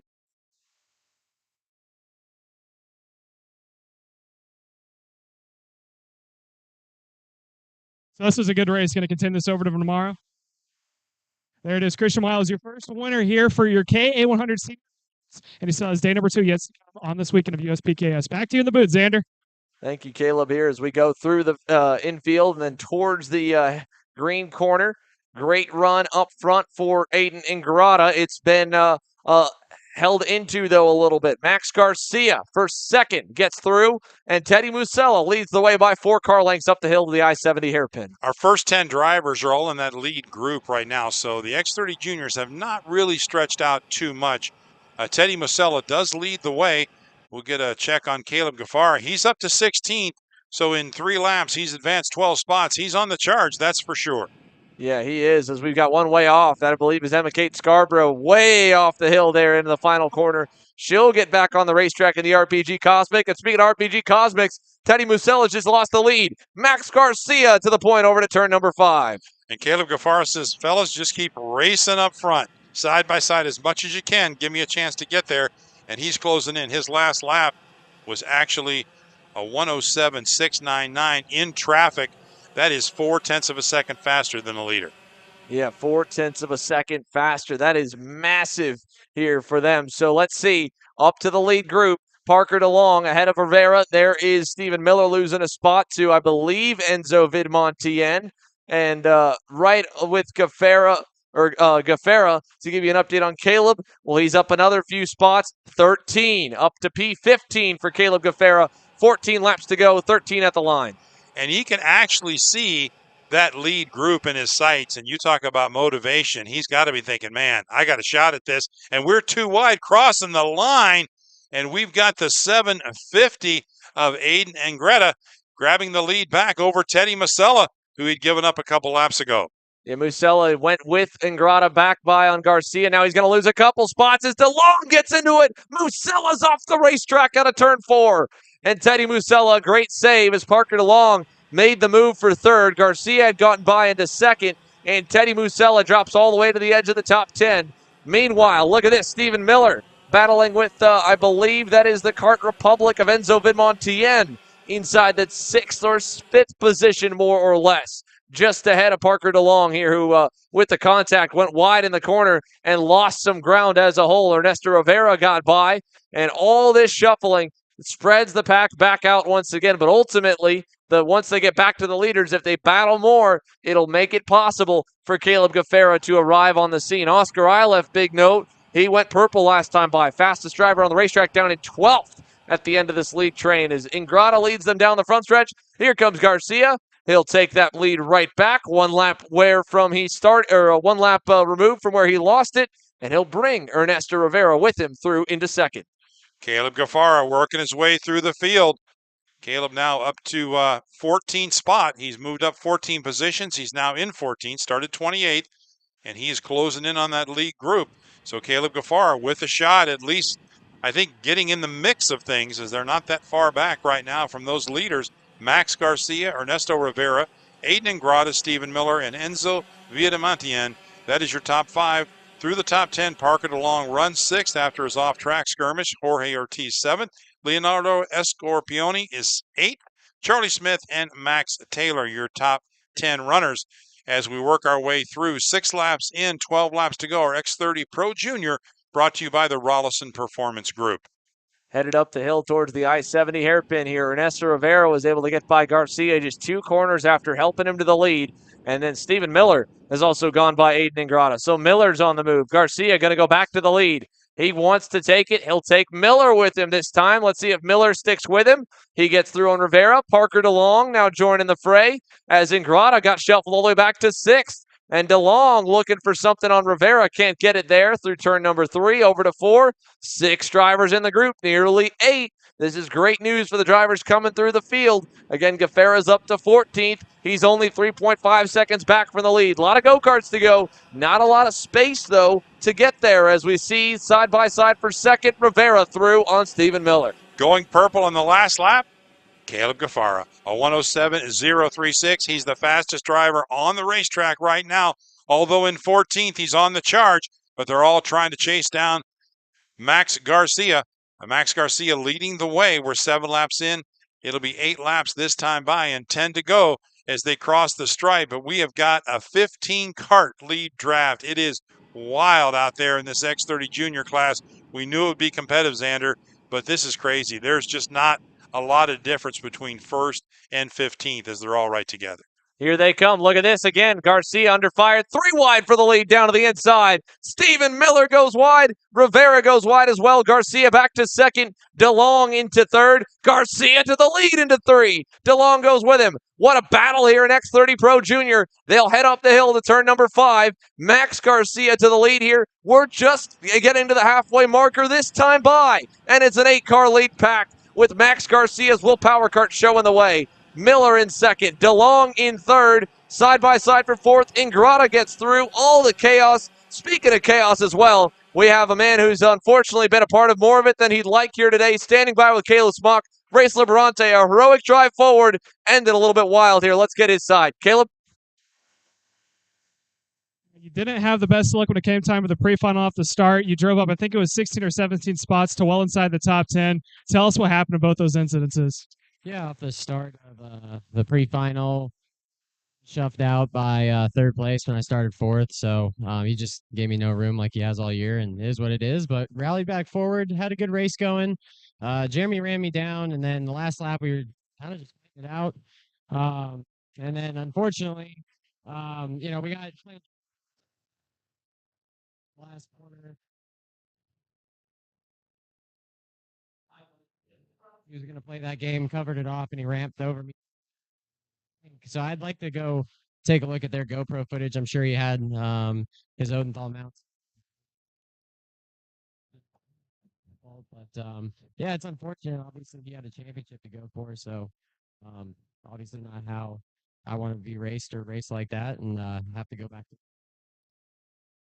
Now, it's not really the best of days today, but you always have tomorrow. When we went back to last round in Wisconsin, have the best of day on Saturday, but you pulled off one on Sunday. I think you're going to do the same tomorrow.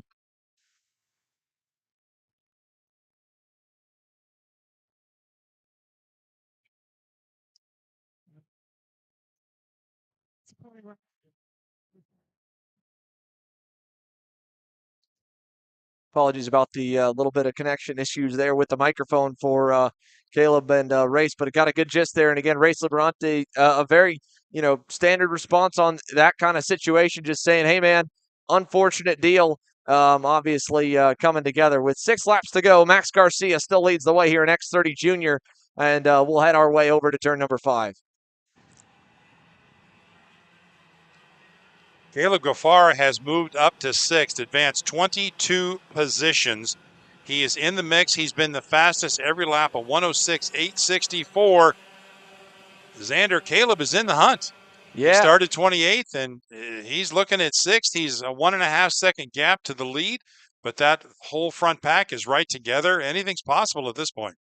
Yeah, here we are working our way through the scoreboard. Hairpin, Max Garcia leading, Aiden Ingrata, Parker DeLong, Caleb Gaffera, like you said, up to 6. My mistake there. 7 laps to go this time. A lot of time left for Gaffera to get going, so we'll wait on them to come out of the I-70 corner here. But as they go down the front straightaway, Max Garcia, Ingrata, Parker DeLong, Rivera. Here comes Ingrata for the lead. He'll take it away to turn number 1. Aiden Ingrata, your new leader. Garcia shuffled back to second. Parker DeLong, Ernesto Rivera. And continuing to climb, Caleb Gaffara up to 5th with a 106.633 going purple. That is your top 5. Enzo Viadamentian in 6th. Leonardo Escorpione in 7th. Max Taylor, Stephen Miller, and Jorge Ortiz. That is your top 10. Max Garcia leads the way. We got 11 laps in the books. We've got 7 laps to go. It's Garcia, Ingrata, DeLong, Rivera, and Gaffera. That is your top 5. And Gaffera, I believe, from the looks of things, may have gotten up to that 4th spot, which is incredible when you think about where he started. Caleb Gaffera is on the charge. Unbelievable. He's up to 3rd. Caleb Gaffara from 28th position up to 3rd spot, chasing down Aiden Ingrata for 2nd. Unbelievable run by Caleb Gaffara, heading out of I-70 and down the Long Pond Straight. Will he make a pass for 2nd? Goes to the inside, and it's going to be Caleb Gaffara crossing the stripe, takes over 2nd spot. What a run by Caleb Gaffara. Yeah, what an awesome run. It's unfortunate. That's the type of run you would say championships are built on.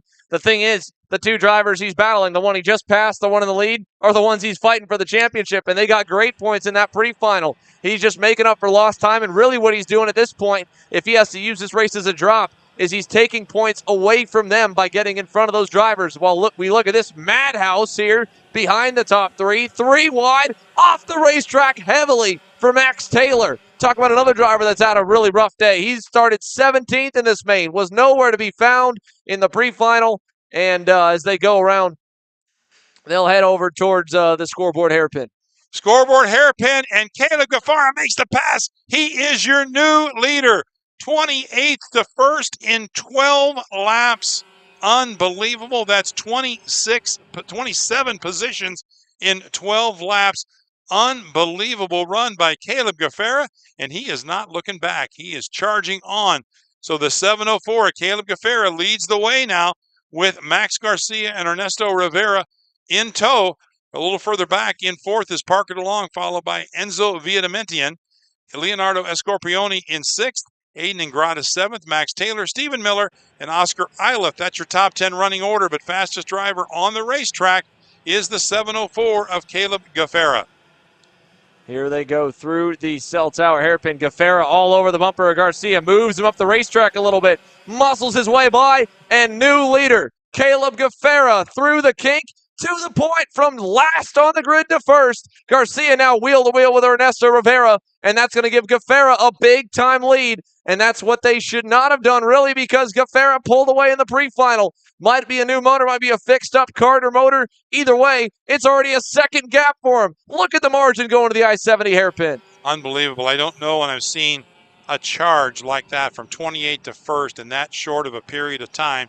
Still got some racing left in him, but with now 4 laps to go, he's already gapped about 10 kart lengths, and they're racing behind him, which is going to play right into his hand. Caleb Gaffara now with a 1.1 second advantage over Ernesto Rivera. Parker DeLong, Max Garcia, and Enzo Viadamentian in 5th. Here they go. 3 laps to go next time by, and my goodness, what a gap for the leaders on through. So Caleb Gaffara, the margin again back to Max Garcia, massive 1.1 seconds back to Rivera last time by. Now Garcia in 3rd has fallen even further back. He's about a second to 2 seconds back with Parker DeLong, Ingrata, and company. Caleb Gaffara now out in front, scoring max points in the main, and having Ernesto Rivera there in the mix. This, again, changes the dynamic of this points race here that may come down to a completely different conclusion than what it looked like just 5 laps ago. 5 laps ago, Caleb Gaffera was 6th to 8th, a few seconds back from the leaders. Garcia was leading and Ingrata was second. Now, Gaffera leads from last on the grid, and Garcia's in third, Ingrata's in fourth. He doesn't just lead, he's got a 1.5 second advantage over Rivera. Unbelievable charge, and continues to be the fastest kart on the racetrack by 1/10 to 2/10 of a second every lap. Caleb Gaffera, the story of the race, coming from 28th to 1st in about 13 laps, and now trying to hang on. It'll be 2 to go next time by. Through the field, Ernesto Rivera runs second, then it's Max Garcia in third, Aiden Ingrata fourth, Enzo Vitamontian in fifth, Leonardo Escorpioni in sixth, Max Taylor seventh, Parker DeLong eighth, Teddy Musella ninth, and Oscar Iliff in 10th. Nicholas Ambiato, 9 positions advanced. He's up to 15th from his 24 starting spot, so good run for him. But back to the front of the field with now a 1.5 second advantage. Caleb Gaffera leads the way in the 7:04. And again, Gaffera, at this point, his drop is much worse than what he would score for points on the day. So this is needed for him, even just to stay alive in the fight for the second in the championship between himself and Aiden Ingrata. Max Garcia has a strong points day already in the works with a top 5 result in the pre-final, top 5 result in the main. That'll be over 200 points. And so where he's at, if he stays about 3rd or 4th, it'll still be more than enough to kind of extend a little bit of a lead over Gaffera. But if Gaffera gets 200 points for the race win, that's not a bad haul for him, and it kind of minimizes the damage going into tomorrow. It also keeps him really close to Aiden Ingrata in that Speed Concepts Racing Red Speed. Out of the Cell Tower hairpin here, a lap and a half to go this time. A lap and a half to go for Caleb Gaffera to pull off an unbelievable victory here at Newcastle in the Heartland Grand Prix for the U.S. Pro Kart Series, race day number 1. And right now, Caleb Gaffera is putting in a legendary drive as he rounds the I-70 corner, heads down the Long Pond Straight. He'll see the white flag this time by one more time around, and we'll follow him as the battle right now is for third, as the third spot now side by side between Garcia and Escorpioni, and a little crossover move by Escorpioni, but can't pull it off. Around turn 3 now into the back part of the circuit, and Caleb Gaffera clean and steady and strong. I mean, he has just been unbelievable in this race. And the amazing thing, not just that he has the speed, but he had the patience and yet the aggressiveness, a fine line between the two, to get through the pack without getting into any trouble or any problems or crashing himself or anybody else. So a clean run, but a really impressive run by Caleb Gaffera. And right now, he rounds turn number 10 and over the jump and down towards the scoreboard corner one last time, side by side for third between Ingrata and Garcia. And now it looks like Garcia gets to the inside to make the pass, but up to I-70, it's going to be a win for Caleb Gaffera, coming all the way from 28 starting position. What a run, what a battle. We're side by side for third. It's Gaffera, your winner. Rivera will finish second. Who's it going to be for third? They're side by side, and it's Max Garcia over Aiden Ingrata and Leonardo Escorpioni. Xander, I don't know when I've seen a kid go from 28th to first. That's incredible. It's wild. It's what's wilder, Randy, is I hadn't really seen it hardly ever this year. I've now seen it twice in X30 Junior at a national race at Newcastle in the last 2 months. It was set by Sebastian Weldon here with a slightly smaller grid, but this one as impressive, if not even more impressive, for Caleb Gaffera from 28th on the grid. Cannot be stated enough. A standout drive from a kid kind of getting queued up to help lead that RPG dominant banner in senior in 2023. There's hardly a better way to round out the junior season than to get the championship. And while Garcia still being as consistent as ever, Ingrata on the same note are going to make it tricky when we calculate the points looking into tomorrow. Caleb Gaffera made a statement here today. A 106.63. Can't blame it on tires. He ran all but the last lap and a half of that pre-final. That was raw pace of the 704 on a complete fixed-up go-kart after blowing it up at the end of the pre-main. Rivera second, Garcia, Ingrata, and Leo Escorpioni, the top 5. Teddy Musella 6th. Max Taylor, 10 spots gained, ends up 7th. Parker DeLong 8th. Oscar Iliff in 9th.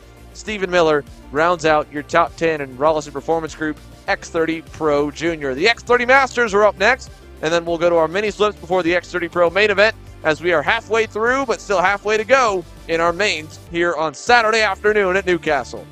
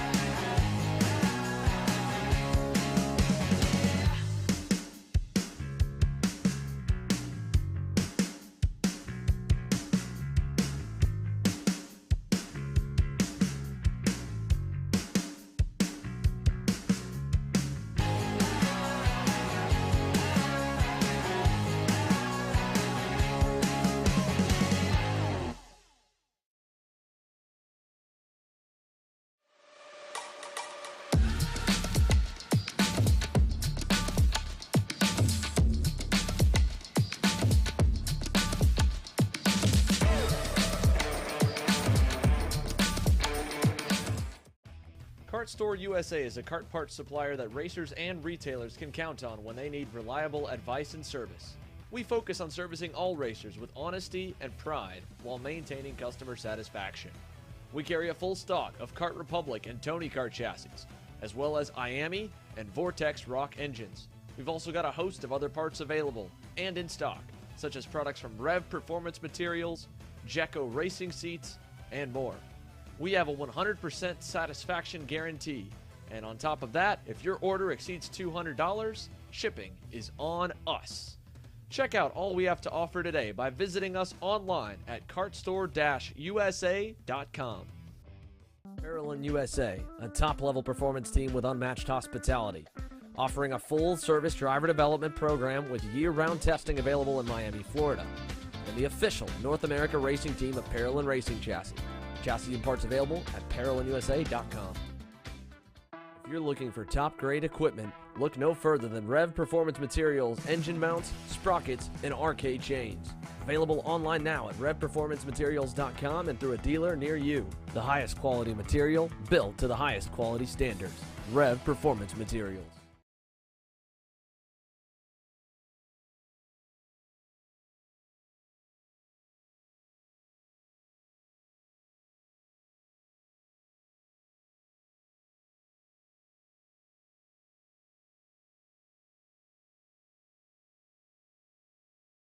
Our next class onto the track for their final. It is the X30 Masters class, brought to you by Speed Concepts. On the pole, dominant today in qualifying in pre-final, it's Renato Yader-David. Outside front row is Mario Barrios, who was really strong in the pre-final and may have something to say when before this one's over. In row 2, it's Laurentio Mardan and Danilo Ramallo. Nicky Coelho and Scott Kopp in row 3. Then it's Danny Robertson and John Bonanno in row 4. Row 5 is Christian Vollmer and Scott Carapoletti. Row 6, Miguel Meyer and Scott Roberts. Robert Mayer and Martin Stone. Row 7, rounding out the field, Kim Carapoletti and Antonio Pizzonia Jr. looking for a green. Renato Yader-David bringing him down for a start. Green flag waves and a really strong start for David. Third place, Laurentio Mardan goes into second as the inside lane is very strong. So David already with about a 5 kart length advantage over second place. So he's getting out early, but let's see if Mario Barrios can pick up where he left off in the pre-final and has something for David as we work our way through this final in X30 Masters.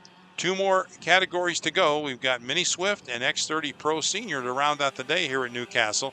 It's the Heartland Grand Prix, final leg of the U.S. Pro Kart Series. Here at Newcastle Motorsports Park, we're coming to you live on Kart Chaser. Been a great day, some unbelievable racing, beautiful weather, and we want to thank all the competitors and race fans and everyone listening at home. This has truly been a great racing day here in the heartland of America in Newcastle, Indiana. Want to remind everyone here at the facility today, make sure you check out the US Pro Kart Series trailer for your hats and shirts and apparel. As we wind down our racing today, 2 more to go after this one. 1 lap in the books. Renato Yader David, your leader. Laurentio Mardan runs second. Mario Barros third. Nicky Coelho and Scott Kopp. That's your top 5 running order as things start to stretch out a little bit. Then it's Danilo Romalo in 6th. Danny Robertson, Scott Roberts, Christian Vollmer, and John Bonanno. That's your top 10 running order. 1 lap in the books. 15 laps to go in our X30 Masters class. 2 more after this one, Mini Swift and X30 Pro, and we'll wind up the day. But it's still quite a bit of racing left in store for us as we start our X30 Masters run. Mario Barros was really strong, finished very strong in the pre-final, was running laps as quick as Renato David, but did not get a good start in this one and got shuffled back to 3rd, and right now having trouble closing back in on Mardan to take over 2nd.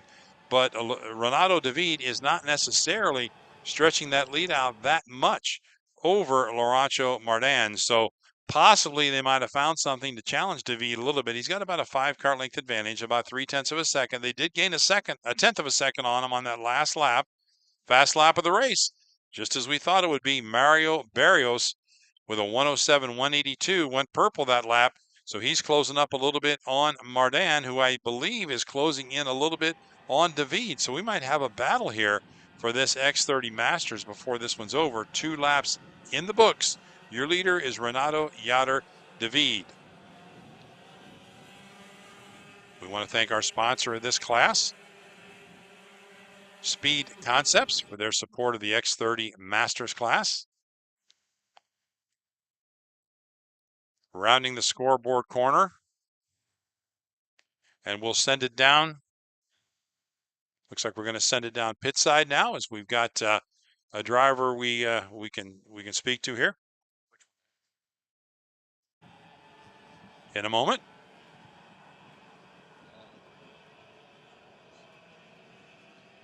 And we'll stand by.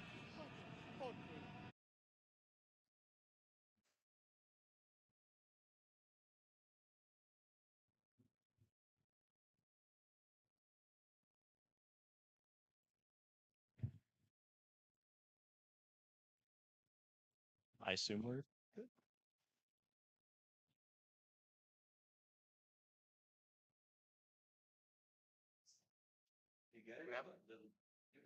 Which one?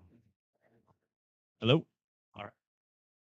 Down here with a name that I think a lot of people are going to remember, Caleb Gaffera. I mean, everybody in the paddock seemed to be congratulating you on that. That was insane. Mechanical issue caused you to crash in the pre-final. You went from to first. How? I mean, I really don't know. It was just such a long race. At the start, I was just trying to stay calm, not wreck, and then I started going after that. And I mean, were you driving with the red mist a little bit, because that had to be so frustrating to be pulling away in the pre-final, to have that issue, to lose that race? But I mean, did that factor in a little bit? Were you thinking about that? Not really. I was just trying to go as fast as I could and get to the front, and I was hoping nobody broke away, and I figured I could probably get up there with how quick I was in the pre-final, so I was just hoping I could get there.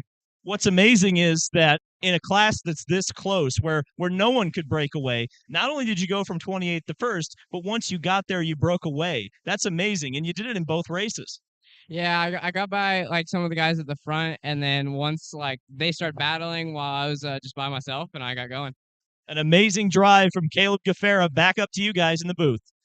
Thank you, David. Here we go back to the on-track action for X30 Master, and Renato Yader David, not nearly as much of a walk in the park as what we saw earlier in the day here, Randy. He's got some competition now. We got a 3-car breakaway, and I think they're sizing him up a little bit. Laurentio Mardan was strong in the pre-final, but Mario Barrios has been just as strong. In fact, Barrios goes to the inside, looking to turn 1, couldn't quite make the move. He took a peek, but David is not pulling away. And it's a long race. And these guys get tired. They're masters. They're older.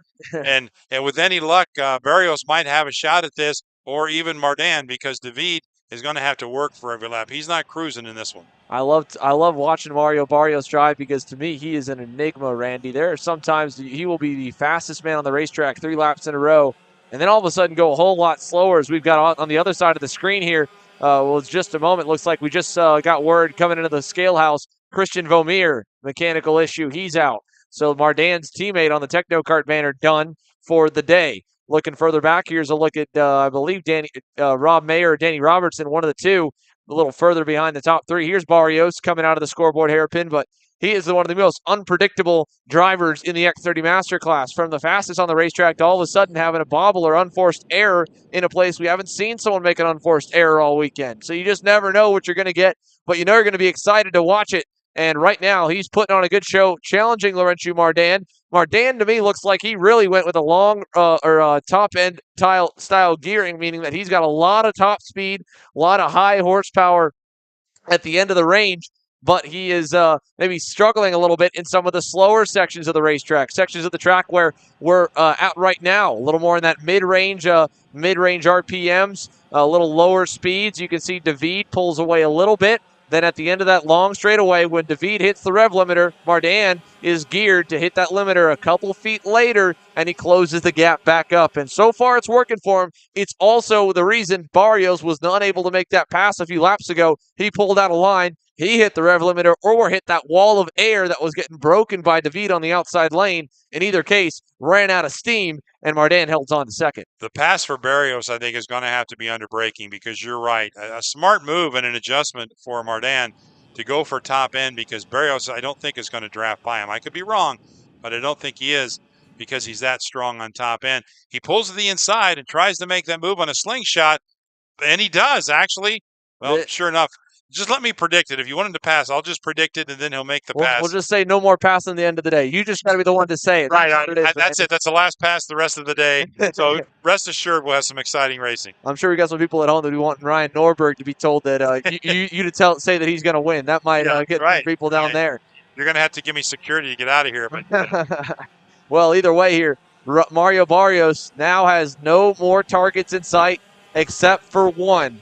Renato Yater David up the road here, halfway marker in, halfway home for the X30 Masters, coming to 8 laps to go this time by, and he is closing in on the Orsilon Racing Tony Kart driver as they go to the scoreboard hairpin. Here's my prediction, Alexander. Mario Barrios is going to win this race. I'm laying it out there. Okay. All right. Hey, we're calling it right now. Mario Barrios could be the winner. He's got pace. It's not a bad call, and we're coming again here halfway in, 8 down. 8 to go in this 16-lap final. Little adjustment to the carburetor. That's what you're seeing. Renato Yater David reach his hand over. Little engine adjustment, either giving himself a little more fuel load into the carburetor by opening the needles up or closing them off to help him. Again, when you lean that thing out, it'll run. Eventually, it'll run out of juice at the end of the straightaway, but you might get a little bit more sensitive throttle application on the bottom end of the power.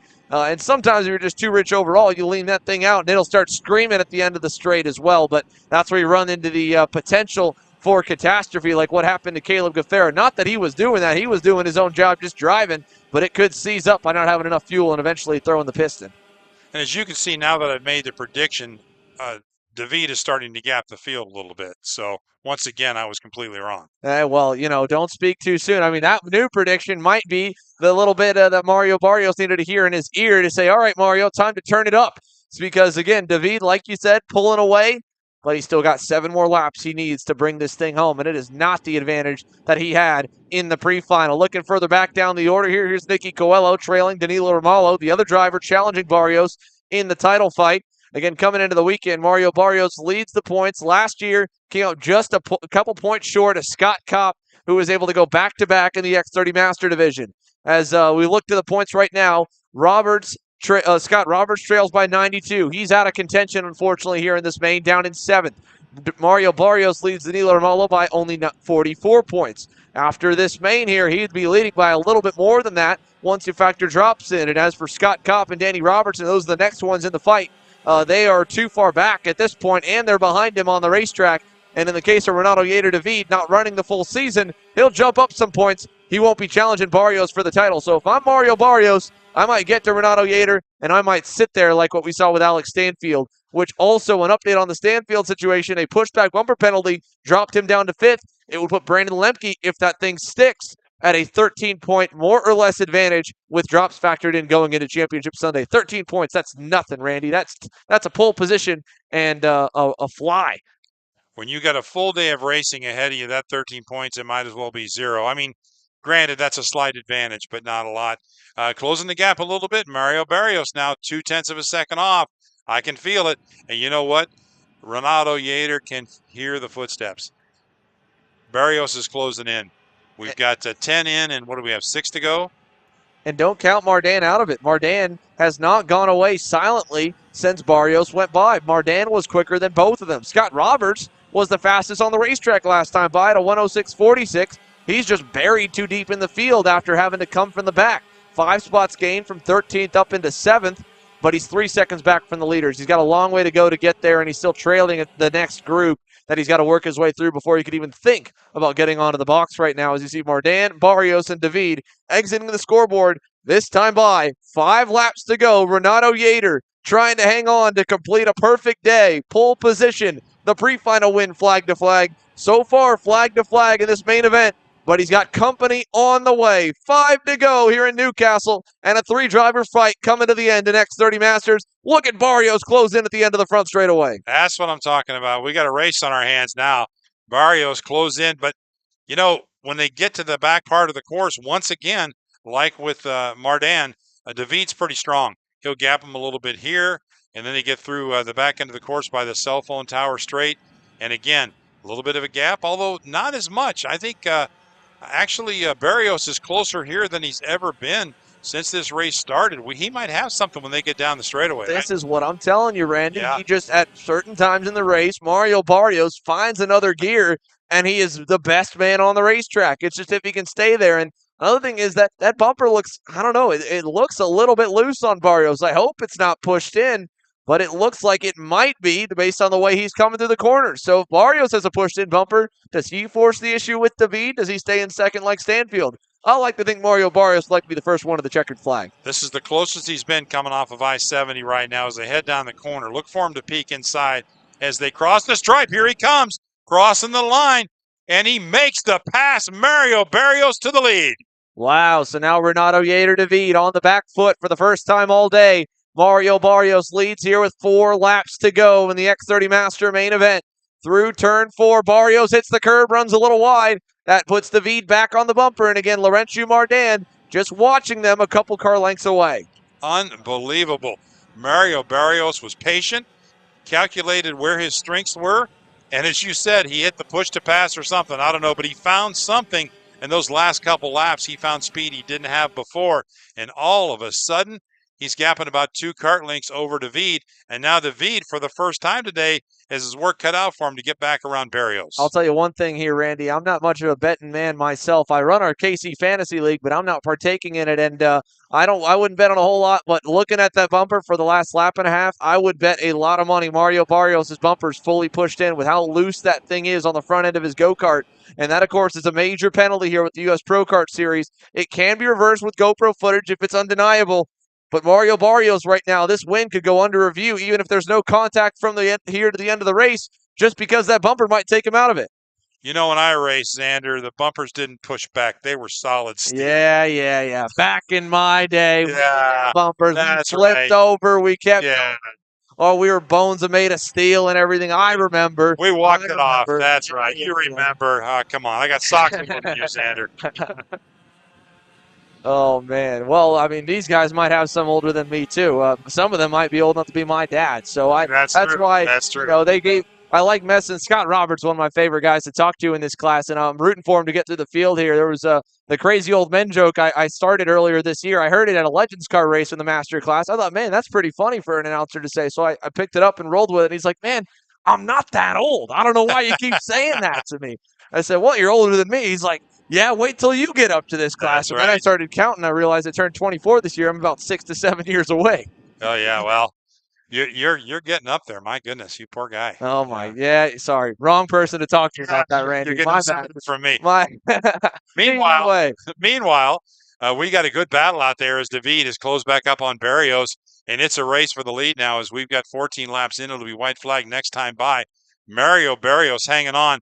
He needs one of those laps you talked about, Xander, because right now David's ready to pounce. Yeah, he needs to put the superstar laps together that he has been known for. And again, Laurentiu Mardan's the one that's been putting superstar laps together the last few laps. He's still been consistently quicker than the top two drivers. You can see that red, white, and blue Techno Kart closing in when David makes that move. If he does, which he's close enough, he can pull the trigger almost any time. Mardan could go with him. We're going to see the white flag this time by. How aggressive does Mario Barrios get with that pushed-in rear or front bumper? That could be a penalty if it holds. Out of the scoreboard hairpin towards the final corner. He looks back. David looks back. They see a lot of colors, and it's other go-karts right on their tail.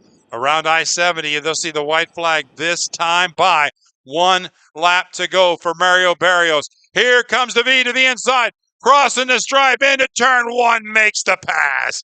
And it's Renato Yader David, your leader, and just like you said, Mardan follows him. Mardan to second, Barrios all the way back to third, and now Mardan may have something for David. Yeah, let's see. Can Laurentiu Mardan get there? 2 car lengths away. Barrios, I think, tried to fight that pass a little more than maybe he should have. He hung it tough on the outside of David going into the corner, got into the marbles, and it really caught his momentum down. Mardan is closing, but not a great exit of the cell tower for Laurentiu. Better than Barrios. I don't know if it was as good as it needed to be to get to David. He's still 2 to 3 back here, headed to the green corner. Around the green corner and now headed up over the hill and into the scoreboard corner. And Renato David has a pretty comfortable cushion, about 3 kart lengths, heading up to I-70, takes a peek back, sees he's got a little bit of a gap there, and rounds I-71 last time.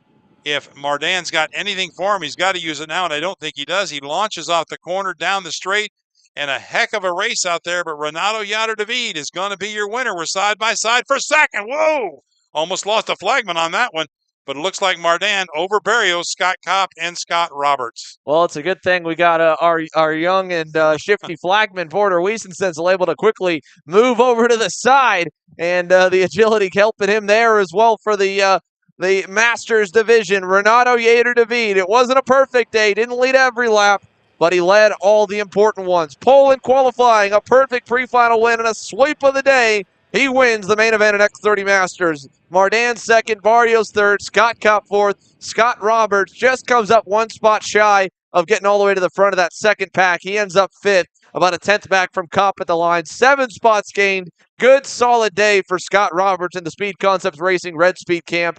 Then Danilo Romalo drops back to 6th. Nicky Coelho 7th. Danny Robertson 8th. John Bonanno 9th.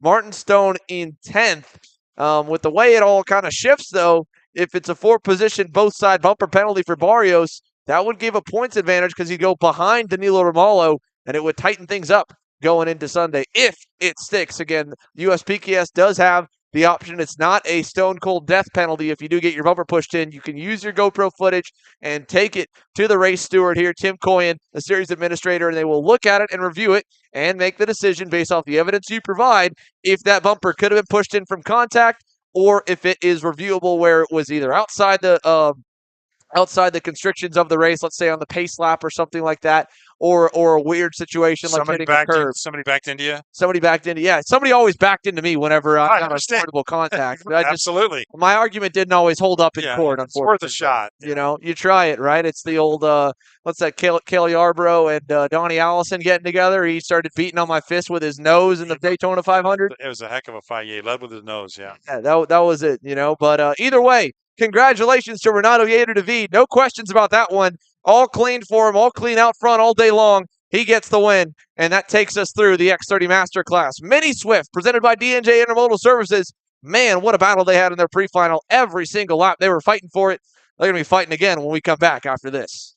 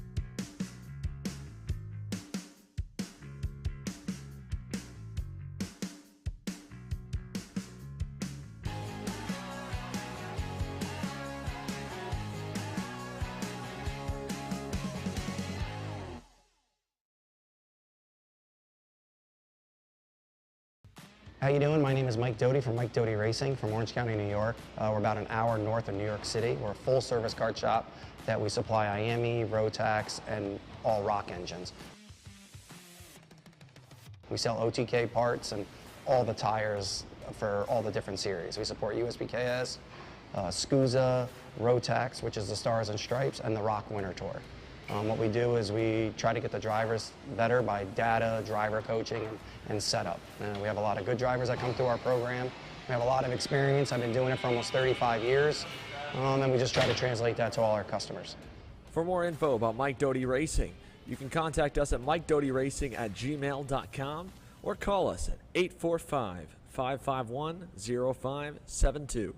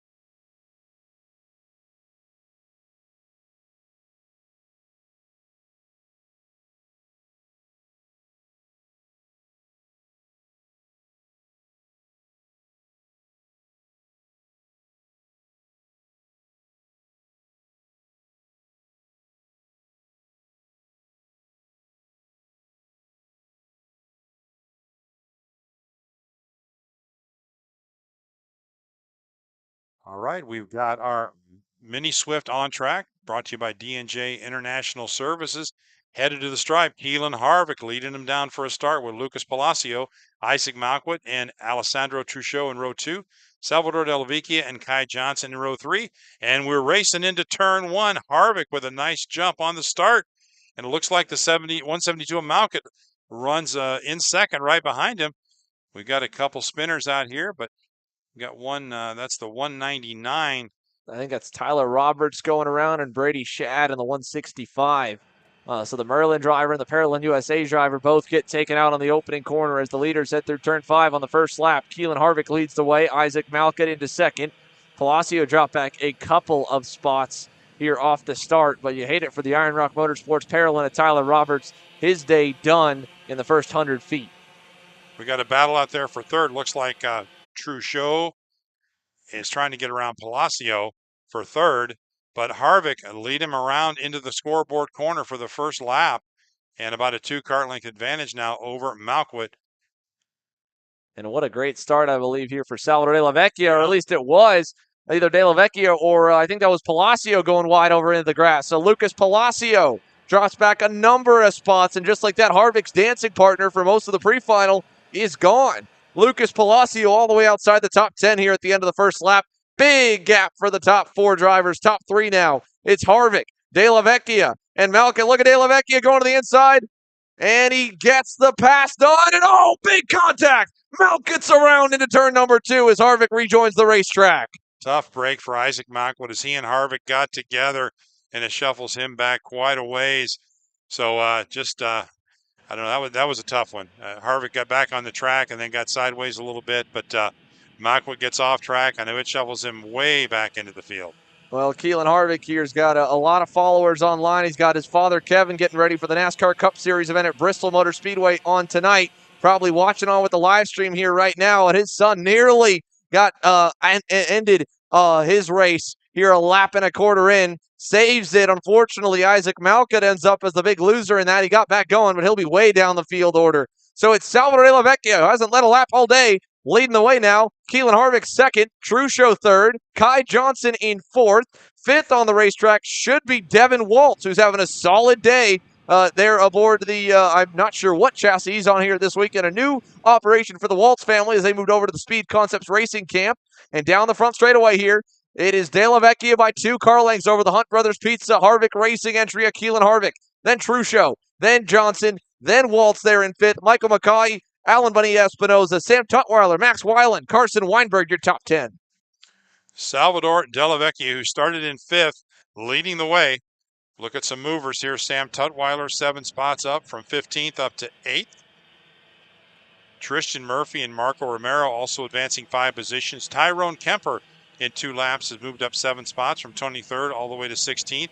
And Mateo Calderon up 8 positions to 18th from 26th starting spot. Travis Pettit started in 36, now in the top 20. So what a run by Travis Pettit already. But Salvador Della is your leader. Fast lap of the race on lap 2, a 1:13.390 turned in by Kai Johnson in the 1:57, 12 laps in. And we've got 12 laps to go here. 11 laps to go this 12 time laps by. to go. I'm sorry, 12 laps to go. 3 laps in at the line, 11 to go this time by. De La Vecchia and Harvick together. Truchot's in the tow, so he's not gone. The leaders are kind of on the verge, maybe being able to break away. Harvick's trying to do that. He'll push De La Vecchia at a car length or two to the lead. Truchot back in 3rd. Johnson 4th. Waltz 5th. 6th on the racetracks. McCaughey there in the 161. Tutwiler in 7th. Weinberg 8th. Bonilla, Espinoza, and Palacio 9th and 10th. Salvador Della Vecchia, pretty solid right now. Keelan Harvick helping him along as those two try to check out on the rest of the field so they can leave the race up to just themselves. And Truchot doesn't want to see that happen. Truchot and Johnson in 3rd and 4th trying to close back in. And not far behind them, Devin Walls and Michael McGowie, as we're 11 laps to go, 3 laps in the books, 11 laps to go for the Mini Swift. D&J International, our sponsor for the Mini Swift class. They round scoreboard corner one more time, and now that battle turns into a 6-cart lead draft with Salvador Della Vecchia leading the way. And I got to make an apology to the McGoy family. They corrected me at the last race, and I forgot till right now. It's Michael McGoy. I've been pronouncing it wrong, and I've been leading you down the wrong way here, Randy, but it's Michael McGoy. They're in 6th. He's having a solid day, up 2 spots from his starting spot in 8th. Down the front stretch, Harvick sees Truchot's coming. When does he go for the lead himself? He's still pushing De La Vecchia for now. 10 to go, 4 complete. Salvador De La Vecchia leads him into 2. Alessandro Truchot has joined the party as he's right on the rear bumper of Keelan Harvick. He may try to make a move around Harvick so he can take the lead over Salvador Della Vecchia. So Alessandro Truchot, who went purple the last lap with a 1:12.561. Ooh. Harvick through to the lead into 5. Truchot into 2nd. De La Vecchia back to 3rd as Johnson locks in there to 4th. So Keelan Harvick, your new leader, and he did win the pre-final, so in theory he could be the fastest car in the racetrack, but not by much because he has got some real competition, and it looks like right now he's got a battle there by Truchot, who is rounding scoreboard corner now, the two of them trying to check out a little bit on the other on the rest of the field. Truchot's looking really racy early on. Again, running down Harvick and De La Vecchia by himself. Harvick noticed it as soon as Truchot arrived. He pulled the trigger, went to the lead. Now Harvick leads it. Truchot 2nd. Kai Johnson, energy on energy, getting by on Salvador De La Vecchia, the chassis manufacturer teammates. Single file up front for the top 5 as Michael McGoy is there. Devin Waltz is faded a little ways backwards in the 6th position. Here comes De La Vecchia back on Johnson in turn 1. He gets through. McGoy cannot follow. Della Vecchia with a nice move to the inside, making that pass. So Salvador Della Vecchia back up to 4th. So good run by him. They're still chasing Harvick. But 22 spots now, Travis Pettit up to 14th. He is one of the fastest carts in the racetrack. Started 36th, up to 14th. Great run by him. And 12 spots by Edward Kennedy. He's up to 19th, started 31st. So some great runs out there by these young drivers. But right now it's Keelan Harvick leading the way. Harvick takes them through the kink here over towards the green corner. Truchot still has a 2-car length backing to De La Vecchia, but it's still together. And while the group of 5 was on the verge of getting away, if they battle a little more, we could see more join the party. 8 to go at the line, 6 laps complete in the 14-lap main event. Still very early on here for the D&J Intermodal Services Mini Swift main event. X30 Pro getting onto the grid, our final race on the afternoon. Harvick takes them down the front straightaway here. Truchot behind, De La Vecchia right there, pushing away on the 162 machine down to turn number 1. Keelan Harvick brings him through turn 1, going purple that time, Alessandro Truchot. But now it's a 4-cart battle as Della Vecchia and Kai Johnson have closed in on that lead group. So those top 4 are checking out ever so slightly on Michael McGoy and Devin Waltz. Waltz actually 2 seconds back. McGoy trying to hang on to that lead group. Around the cell phone tower now, it's Harvick, Trudeau, Della Vecchia, Johnson, and McGoy. Through the top 10, Devin Waltz runs 6th, Carson Weinberg 7th, Lucas Palacio 8th, Sam Tutwiler 9th, and Tristan Murphy make up your top 10 in order as we're reaching the halfway mark next time by this 14-lapper with Keelan Harvick leading the way. Or at in least our he mini was Swift. there here. Trudeau gets through in the green corner. De La Vecchia followed him through. Johnson did in the next one. So Harvick back to 4th. Furthest back he's gone in this main event so far. 7 in, 7 to go. Side by side for the lead out of the final turn. De La Vecchia's got a nose on the inside of Trudeau. Trudeau lets them go to tuck in behind him, but it's too late. Johnson's got a run, and he's got Harvick pushing him, and they're going to go all the way to the lead into turn number 1. De La Vecchia through the dirt as Trudeau holds the inside, keeps him wide, and De La Vecchia bounces that cart through turn number 2. Here they come to 4, and it is Kai Johnson to the lead for the first time this afternoon. Harvick into second once again. Unbelievable how hard these kids are racing at the front of this field. You'd think they might want to just sort of kind of slow down a little bit, keep some pace, be patient. I don't think so. Not today here. Harvick went Not to the today. lead, went back to 4th as Trudeau, a little bump and run there in the cell tower. Harvick tried to get back down to the inside. Trudeau found a hole, used the bumper a little bit, got through, and now Harvick loses another spot. He drops back to 5th as De La Vecchia gets by, and here comes the rest of the field. Carson Weinberg has been notorious for outright speed here this year, but it's never come at the right moment in most of his weekends. Right now, it's coming on at the right time. He is closing in aboard that Speed Concepts Racing CRG, down in 6th, a second away from the lead pack. 2 or 3 more passes, we'll have more than just 5 drivers fighting for this race win as Kai Johnson leads them down the front stretch, single file up front. Everybody knows to tail into the first corner with 6 laps to go. 8 laps in the books, 6 laps to go. Kai Johnson in the 157 leading the way. Alessandro Trudeau runs 2nd. Michael McGoy 3rd. Salvador Della Vecchia 4th. Pole sitter Keelan Harvick back in 5th. Waiting in the wings, trying to make that move as he peeks inside of Della Vecchia. Trying to make a move and does make the move to the inside. Moves up to 4th. And so Harvick now up to 4th, and he loses it as Della Vecchia comes back. And now Harvick takes him again. So a good battle out there for 4th spot. I believe it's Harvick now back into that 4th position as they swap that position between himself and Della Vecchia back and forth 2 or 3 times on this lap. Quite a bit of shuffling there as Kai Johnson continues to lead. Alessandro Trudeau in 2nd. We'll go side by side here because X30 Pro is coming up, and this kid is getting set to lead them to the green here in U.S. Pro Kart Series competition. Not his first time on the pole. Hayden Jones is down with our very own David Land. David? Thank you, Xander. All right, Hayden, the pre-final definitely sparked a little bit of discussion online. So definitely, but he didn't. No, we were just trying to get a clean 1, 2, 3 finish for the whole team. All right, so can we expect the same in the final, or are you going to try to snap the streak? It's definitely not going to be the same in the final. There's going to be a lot more punches thrown, for sure. All right, viewers, you heard it here first. It's going to be an exciting race here in the final between the teammates. Hayden Jones, Ryan Norberg, Nate Cicero, 1, 2, 3 to roll off here this X30 Pro main. And you heard it, as David said, no punches held back in this main event for X30 Pro Senior. 5 laps to go here in Mini Swift. There's been no punches held back this entire main event. Kai Johnson, Trudeau, De La Vecchia, Harvick is way back. He needs to get going. As him and Michael McGoy were going at it a few laps ago. McGoy is now nowhere to be found. Carson Weinberg's up to 5th. McGoy's under fire for the second group as the top 3 try to etch further away. 4 to go at the line. Harvick with Weinberg. Here comes Weinberg for 4th. Looking to the inside into I-70 just behind the leaders. Does he take it away? He does not. Weinberg stays in line behind Harvick. Here they come down the front stretch. 4 laps to go. The group of 3 up front. Now side by side for 4th. Weinberg trying to get there to the inside behind the leaders as Kai Johnson leads through 1 and 2, and Weinberg gets it done on Harvick for P4.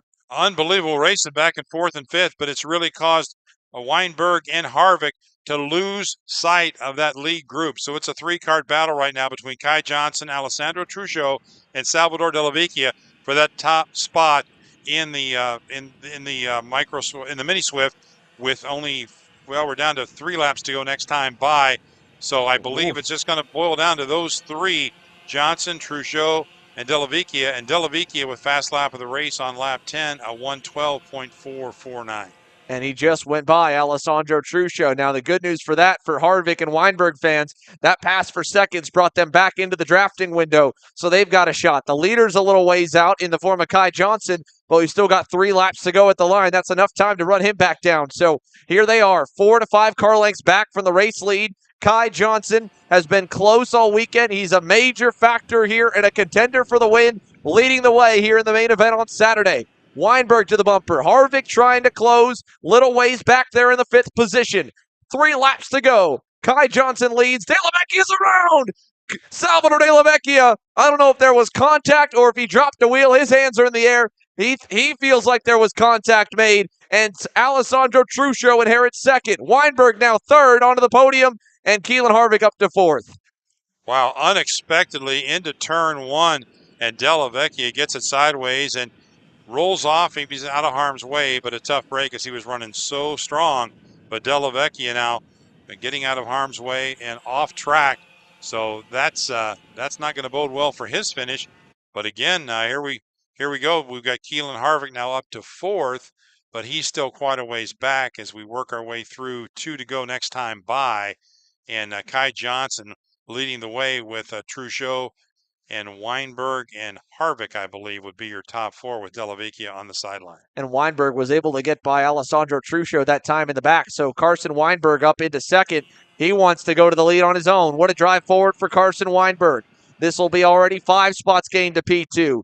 2 laps to go. This time by. Double sticks in the air. Kai Johnson leads. Weinberg hopping in the seat. He knows how close he is to a victory. He's been so close so many times this year and has not nearly had the number of ticks in the win column he maybe feels like he's deserved. The pace has been there to fight for it.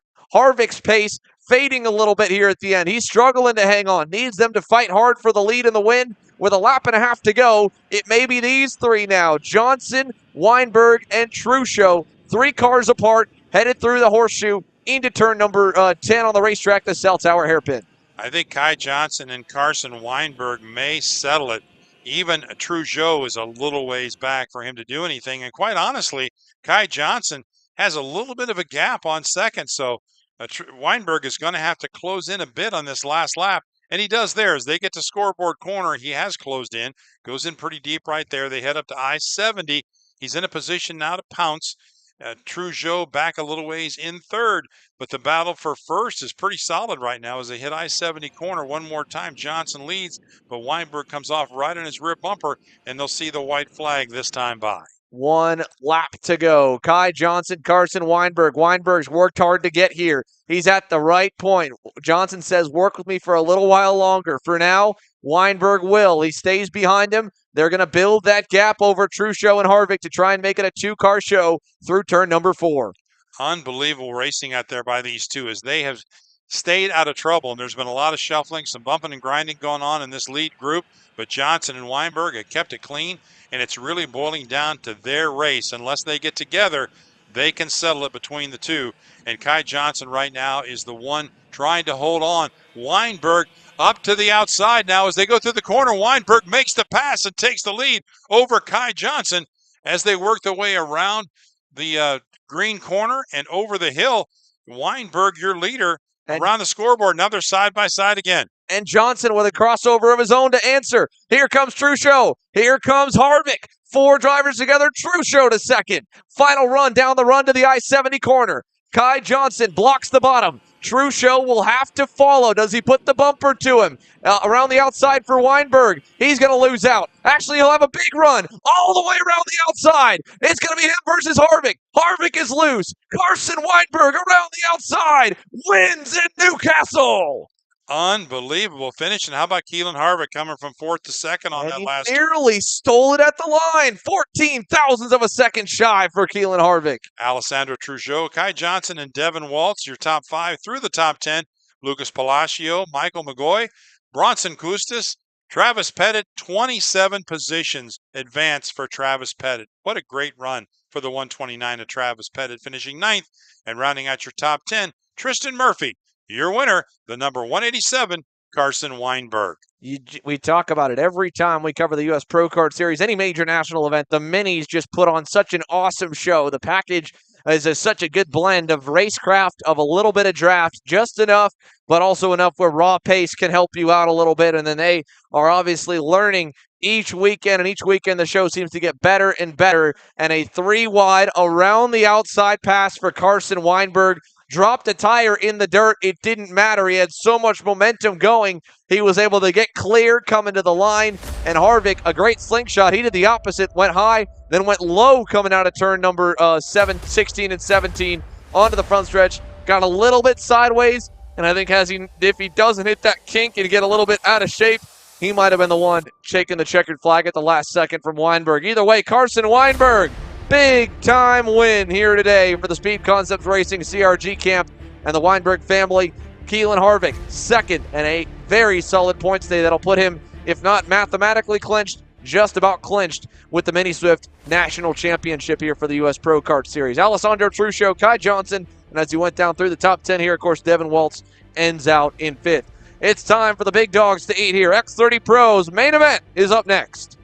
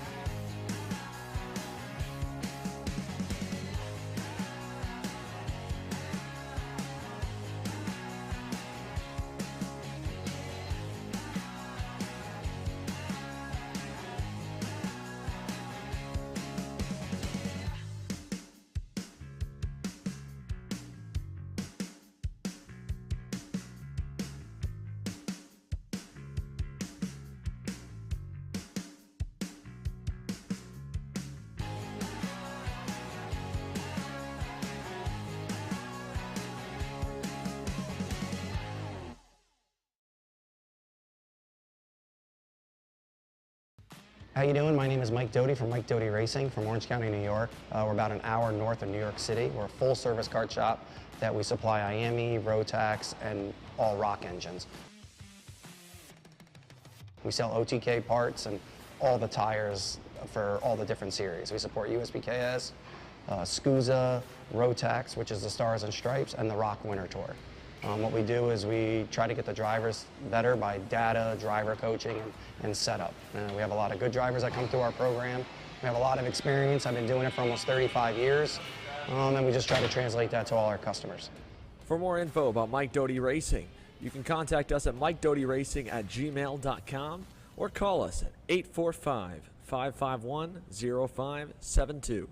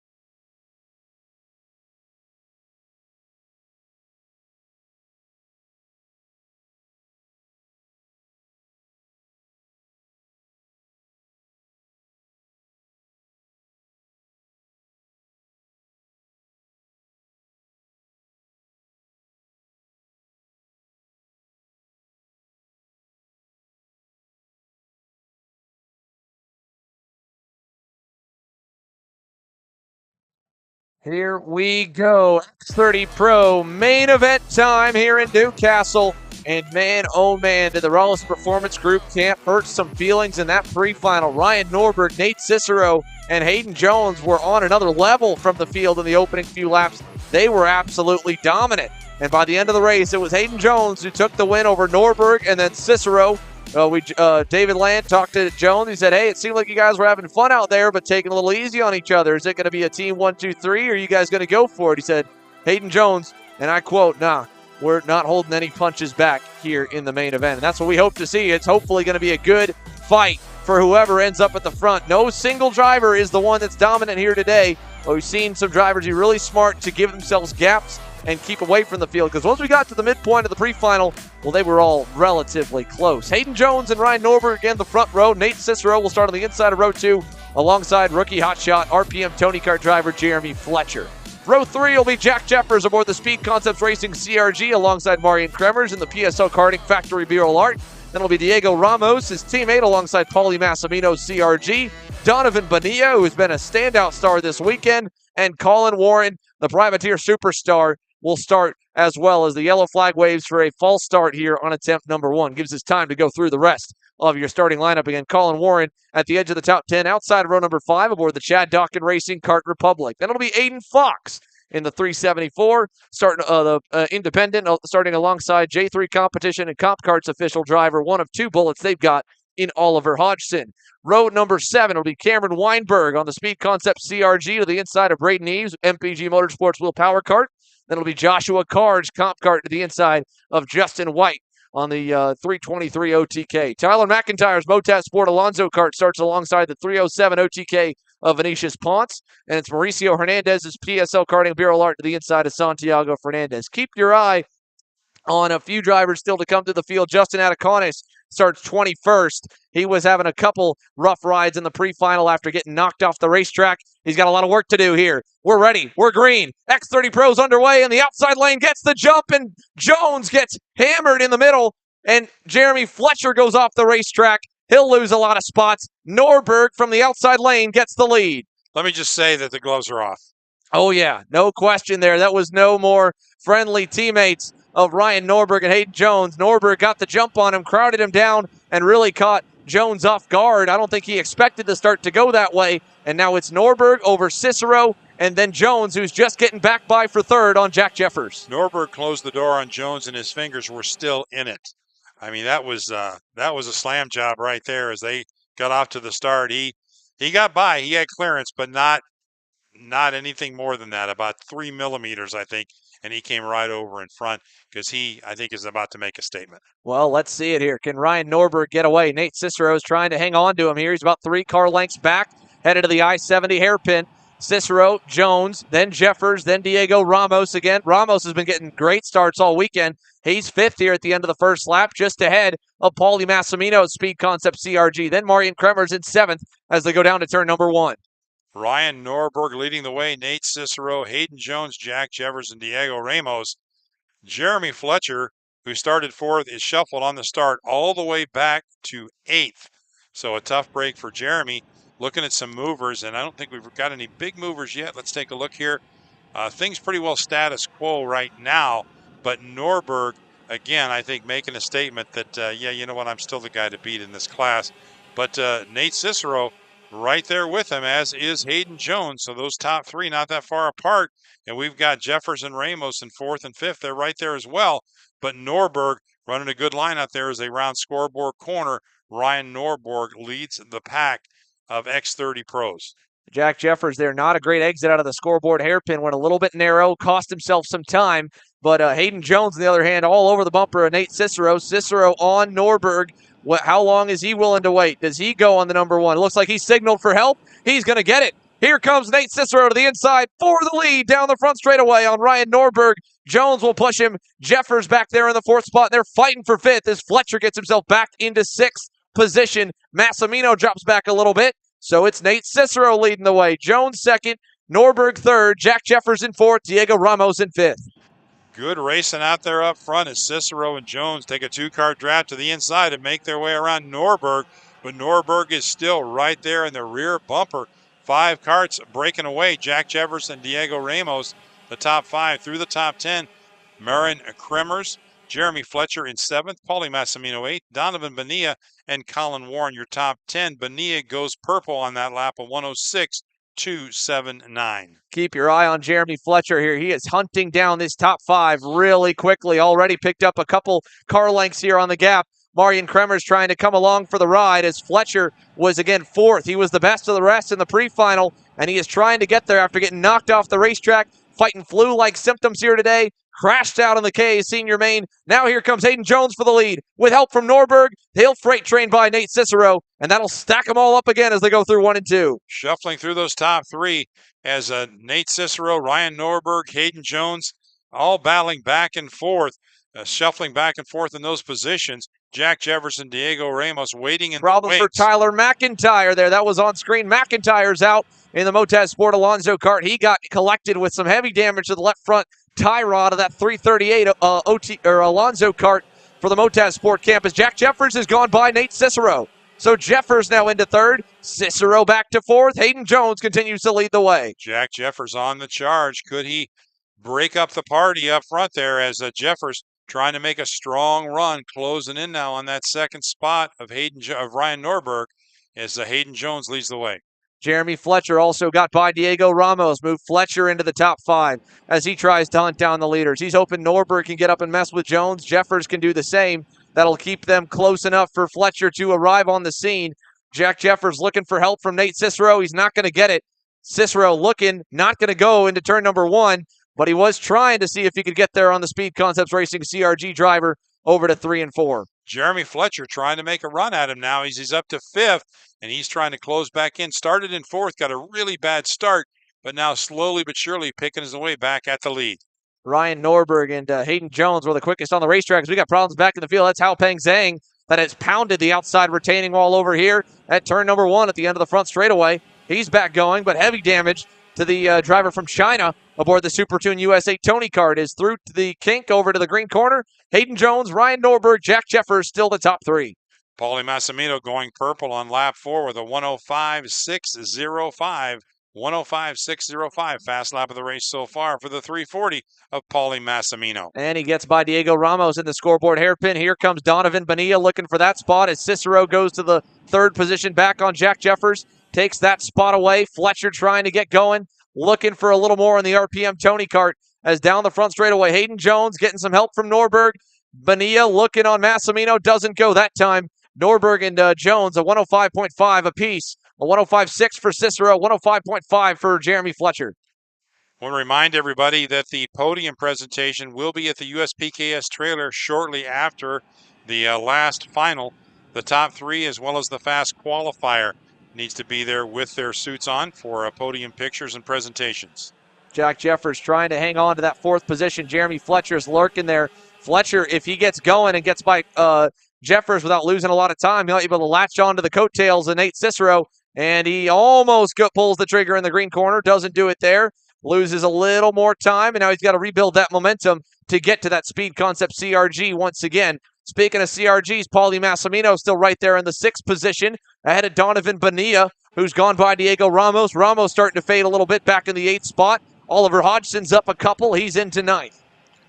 2-kart breakaway now as Hayden Jones and Ryan Norberg have pulled away ever so slightly on Nate Cicero in 3rd.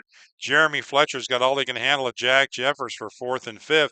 Then further back, Paulie Massimino and Donovan Bonilla nose to tail. Diego Ramos running in 8th. Colin Warren and Oliver Hodgson. That's your top 10. Great run here for Fletcher as he gets by Jeffers at the end of the straightaway. He's almost still within the window for Nate Cicero's draft to help him out here, and that's what he needs to get there because he and Cicero were both quicker than Jones and Norberg last time by. So Jeremy Fletcher under the weather, trying to do everything he can. Hopefully fatigue won't be hurting him too much. He's done double duty all year again, and now he is doing it to the point where he might be the best bet for the rest of the field to challenge the top 3 RPG Cosmics that have been dominant all day long.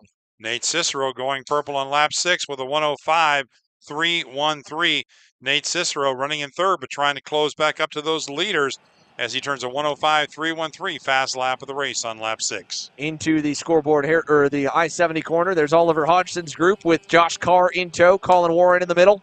Looks like Mauricio, Cameron Weinberg and Marian Kremers right there at the end of the train of it. As across the line, where's your up, down, lap times? Well, the RPG Cosmics just hit 105.1s. Jones, Norberg, and Cicero all right there. Jeremy Fletcher on the RPM Tony card, a 105.4. Granted, he was passing Jack Jeffers, but he's 7/10 back from Cicero. Needs to get a little closer. He's just there. Might lose him, might hold on to him as this midfield fight continues. Led by Hodgson, they're trying to hunt down the CRG of Cameron Weinberg, who's gotten through all of them and is digging forward to get away. Weinberg has gotten last time by through that pack. He's got pretty good pace at a 105.3 for his best lap set so far, headed through the green corner. Great racing all over the circuit here at Newcastle in this X30 Pro, brought to you by Franklin Kart. So we've got Hayden Jones still leading the way over Ryan Norberg. Norberg seems content for the moment to stay in second spot and just ride, but I think it's going to get a little different in the attitude of what he wants to do when this race gets a little closer to the end. But right now he seems to be content running in the draft of Hayden Jones. Jeremy Fletcher able to match the pace of the leaders, cuts a couple of hundredths off them. He needs them to fight a little more. Jones happy to lead, Norberg happy to follow. Cicero's there, so the gap stays the same. 1.2 seconds back for Jeremy Fletcher, half a second back to Nate Cicero, who has gotten onto the scene. Cicero catching them. Does he try to make some passes early on if he can get close enough? As Jones and Norberg again still leading the way. Jeremy Fletcher doing it on his own. Jack Jeffers fading a little bit at a 105.2. Donovan Bonilla has finally gotten by Paulie Massimino, and the rookie's up 3 spots into 6th as he digs forward. Donovan Bonilla goes purple with a 105.028 as he charges through the field. Moved up 3 spots so far from his starting position. A 105.028 fast lap of the race for Donovan Bonilla. Jeremy Fletcher's definitely pulled away from Jack Jeffers. Bonilla and Paulie Massimino as well. Massimino a little bit quicker than Jeffers last time by, also trying to close up here, but Fletcher's losing some ground. Here comes Norberg for the lead. Turn 1, the number 1, back to the point as Hayden Jones drops back to second. Cicero still third. Ryan Norberg takes the top spot over Hayden Jones. Nate Cicero in third. Cicero with a 104.814. He turns the fast lap of the race on lap number 9. We've got 9 laps to go in this 18-lapper. We're halfway home. It's turned into a 3-car breakaway now, all pink. Hayden Jones, Ryan Norberg. Norberg now the leader. Jones second, and Cicero third. Hayden Jones with a big-time diver there in the cell tower hairpin. That's what we're talking about when he was saying no punches held back. Norberg's going to wait in line behind his teammate again. There's no team orders at this point. They've got the gap they need. They can go at it. All 3 boys, all right, you've got the equipment to win. It was proven in the pre-final. It's been the fastest all weekend, arguably the fastest all year. Up the hill to the I-70 corner. Fletcher's loving it. He needs a little bit more to get there as Jack Jeffers comes under fire behind them. Donovan Bonilla there at the end of the shot trying to challenge for P5.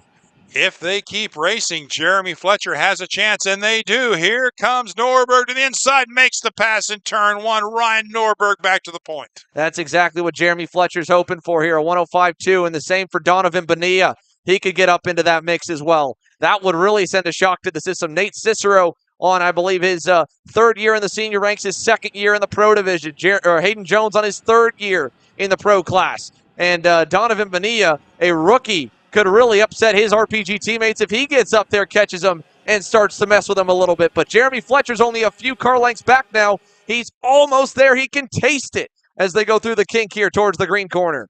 Unbelievable racing out there in the front of the pack as we've got Hayden Jones back in front and Norberg second, Cicero third, and Jeremy Fletcher lap after lap inching closer.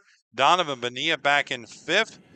Cicero with a 104.814 on lap 9 remains the fast lap of the race. We got 7 laps to go this time by. I think Hayden Jones got a little bit of flack from some of the other drivers in the paddock here that he was going to play second fiddle to Ryan Norberg, because earlier this year, as he was really starting to put some solid results together and really make the right decisions at a couple races, he'd get up to second and then he'd protect a little bit to make sure he held the spot. But that little bit, that one corner you give Ryan Norberg to build a gap, his master of consistency opens that gap up, and then you never catch him again. And Jones He's not letting him do that at all today. Every time Norberg goes by, he's putting him right back in his mirrors, giving himself the best opportunity to try and win a main event. Jones looking to break the streak that Norberg's been on. Break the broom that we've got for Norberg. If he's able to sweep the weekend, he's going to have to fight for it, no doubt. 6 to go this time. Jones, Norberg, Cicero, Fletcher trying to get there here just outside the drafting window. Well, you said it, Xander. If he wins this thing, he's going to earn it because Ryan Norberg isn't giving him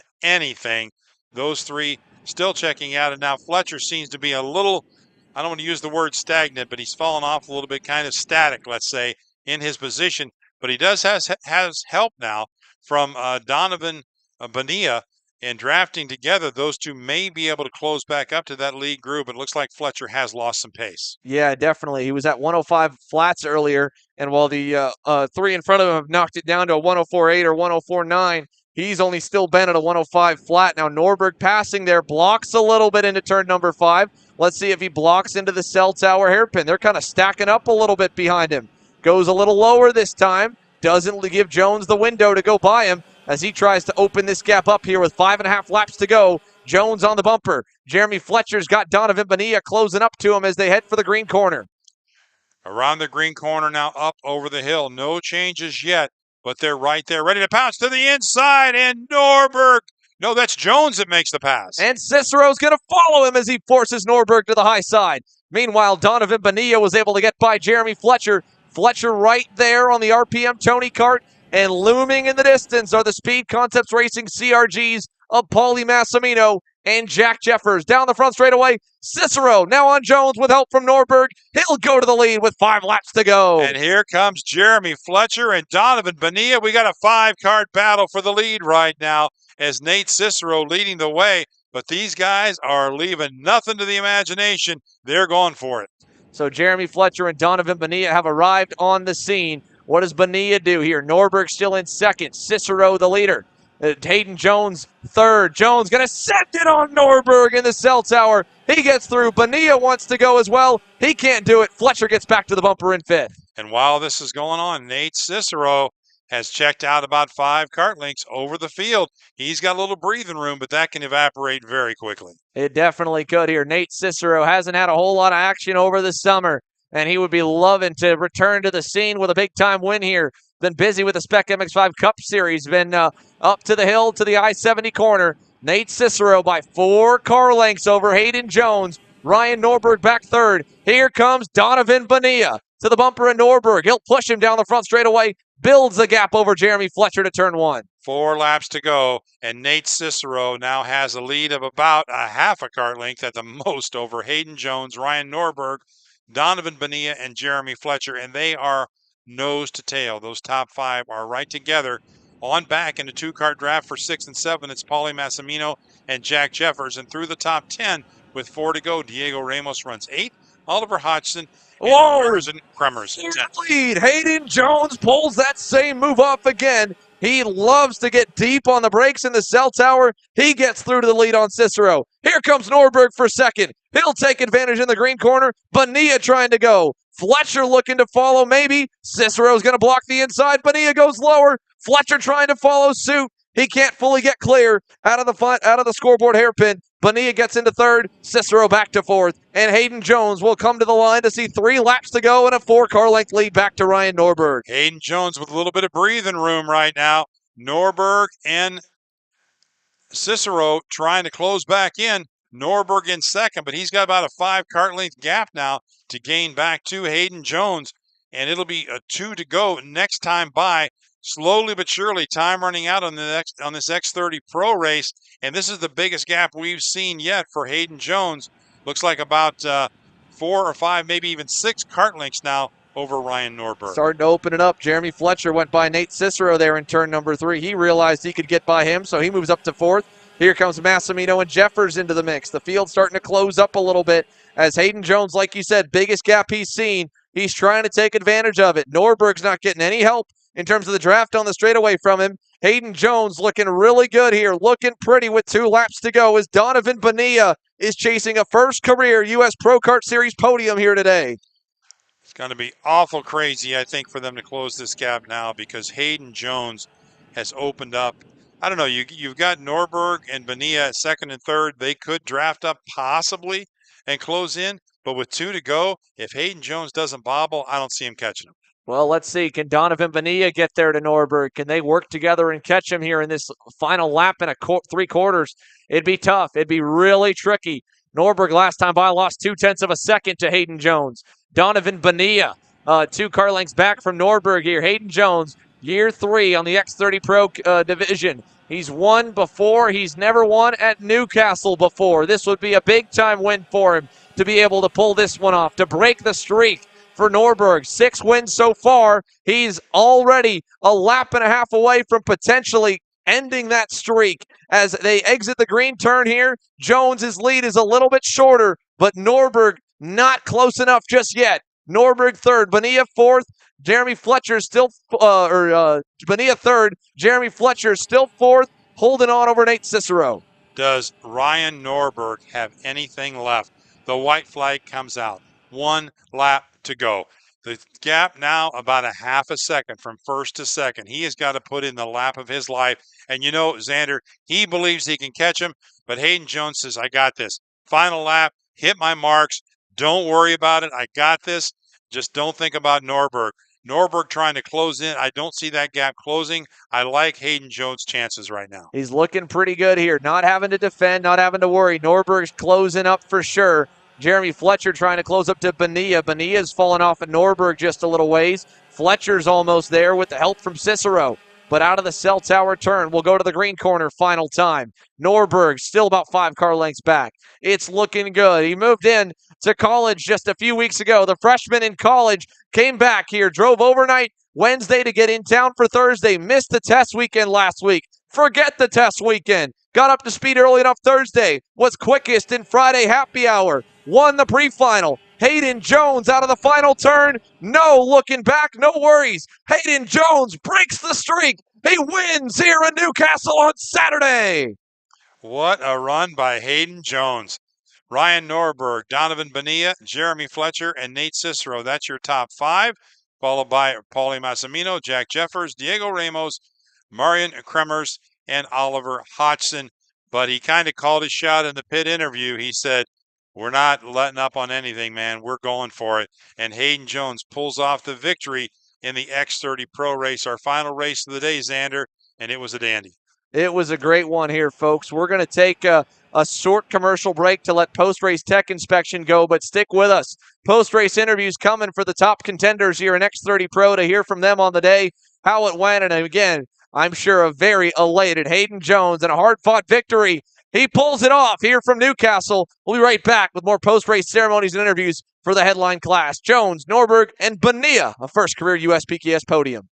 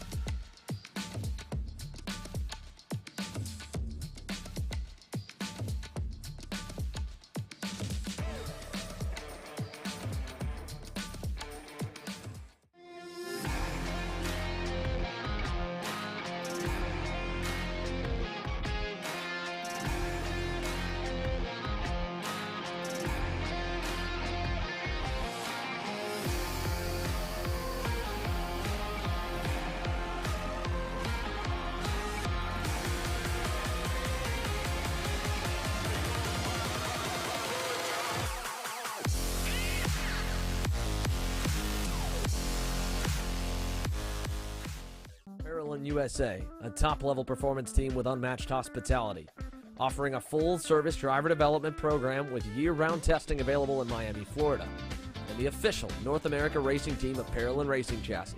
Chassis and parts available at parolinusa.com.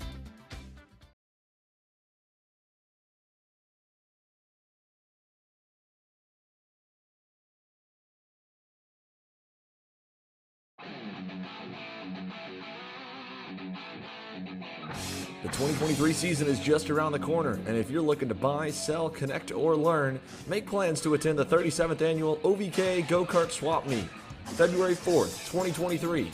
Register online at ovk.com.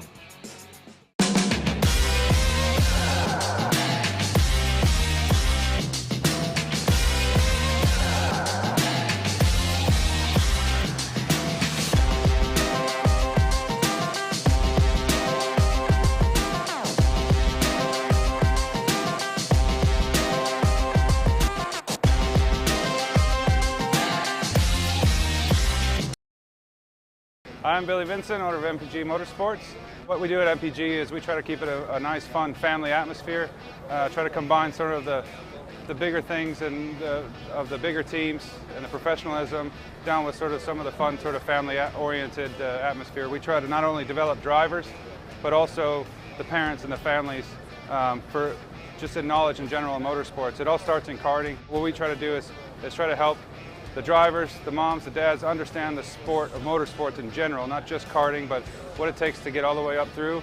Whether you end up wanting to be a driver or a mechanic or an engineer, you know, we can help you with that, and that's what we're here for. If you're interested in joining us at MPG, our home base is at Whiteland Raceway Park in Indianapolis, and you can contact us at info@willpowerkart.com. And one of our great people will reach out to you, and we'll try to put the best program together. Looking for a top-level team environment that fits your budget? Look no further than AMAX Racing. We cater to customers around the country who want driver coaching, tuning assistance, hospitality, track support, and a family race environment. Our race schedule is support available at all levels, from club and regional series across the Midwest to top-tier events such as the TKNA Grand Nationals, the U.S. Pro Kart Series, and the SCUSA Pro Tour. Whatever level you may be at or want to get to, AMAX Racing can get you there.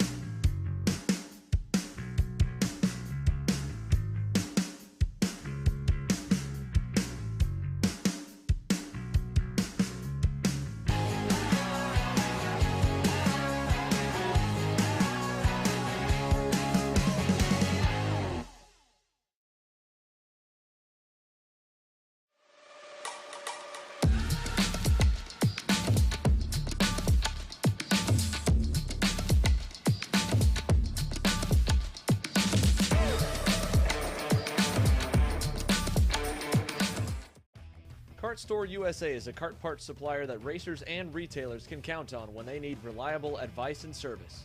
We focus on servicing all racers with honesty and pride while maintaining customer satisfaction.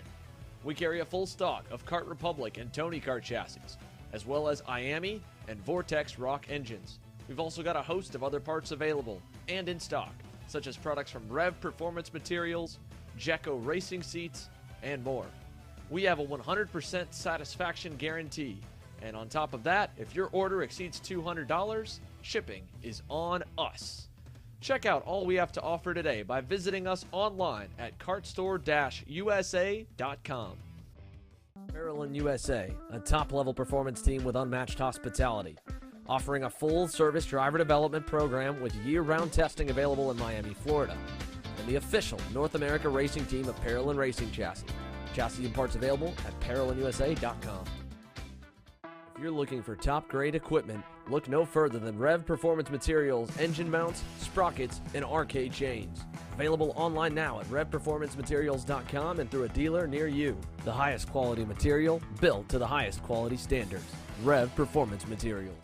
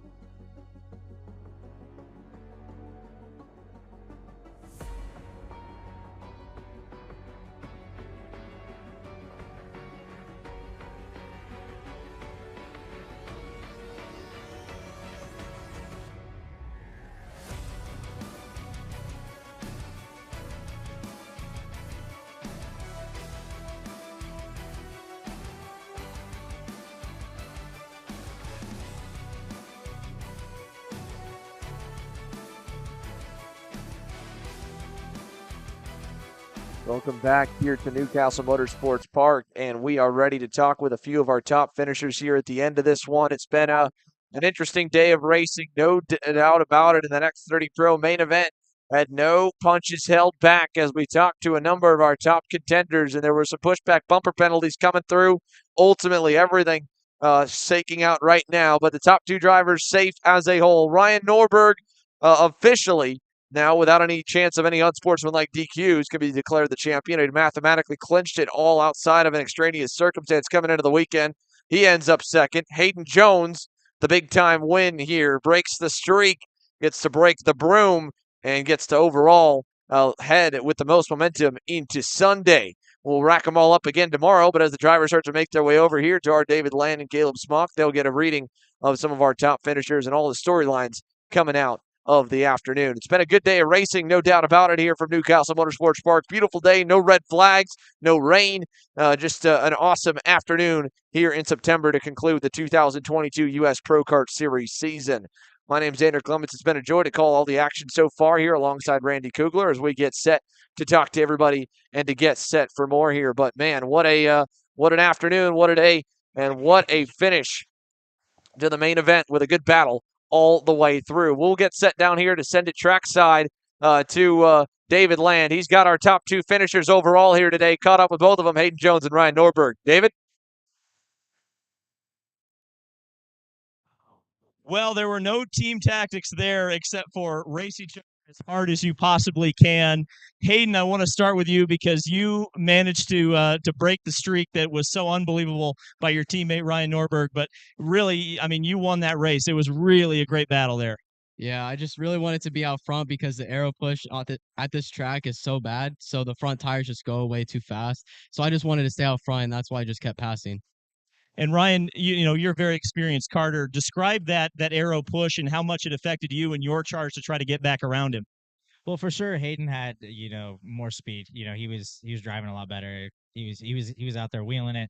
And so for me, it was difficult to stay behind him, especially with the aero push because I wasn't as fast, and so to try and chase him down, it was difficult. So any opportunity I got, which was mainly the straightaways, I tried to take advantage of it, and obviously he knew that was coming. He knew he was a dominant driver today. He's been leading everything. I mean, from the pre-final to the final, he was the guy to beat. So he made sure he played his cards right, and he got out front and did what he needed to do.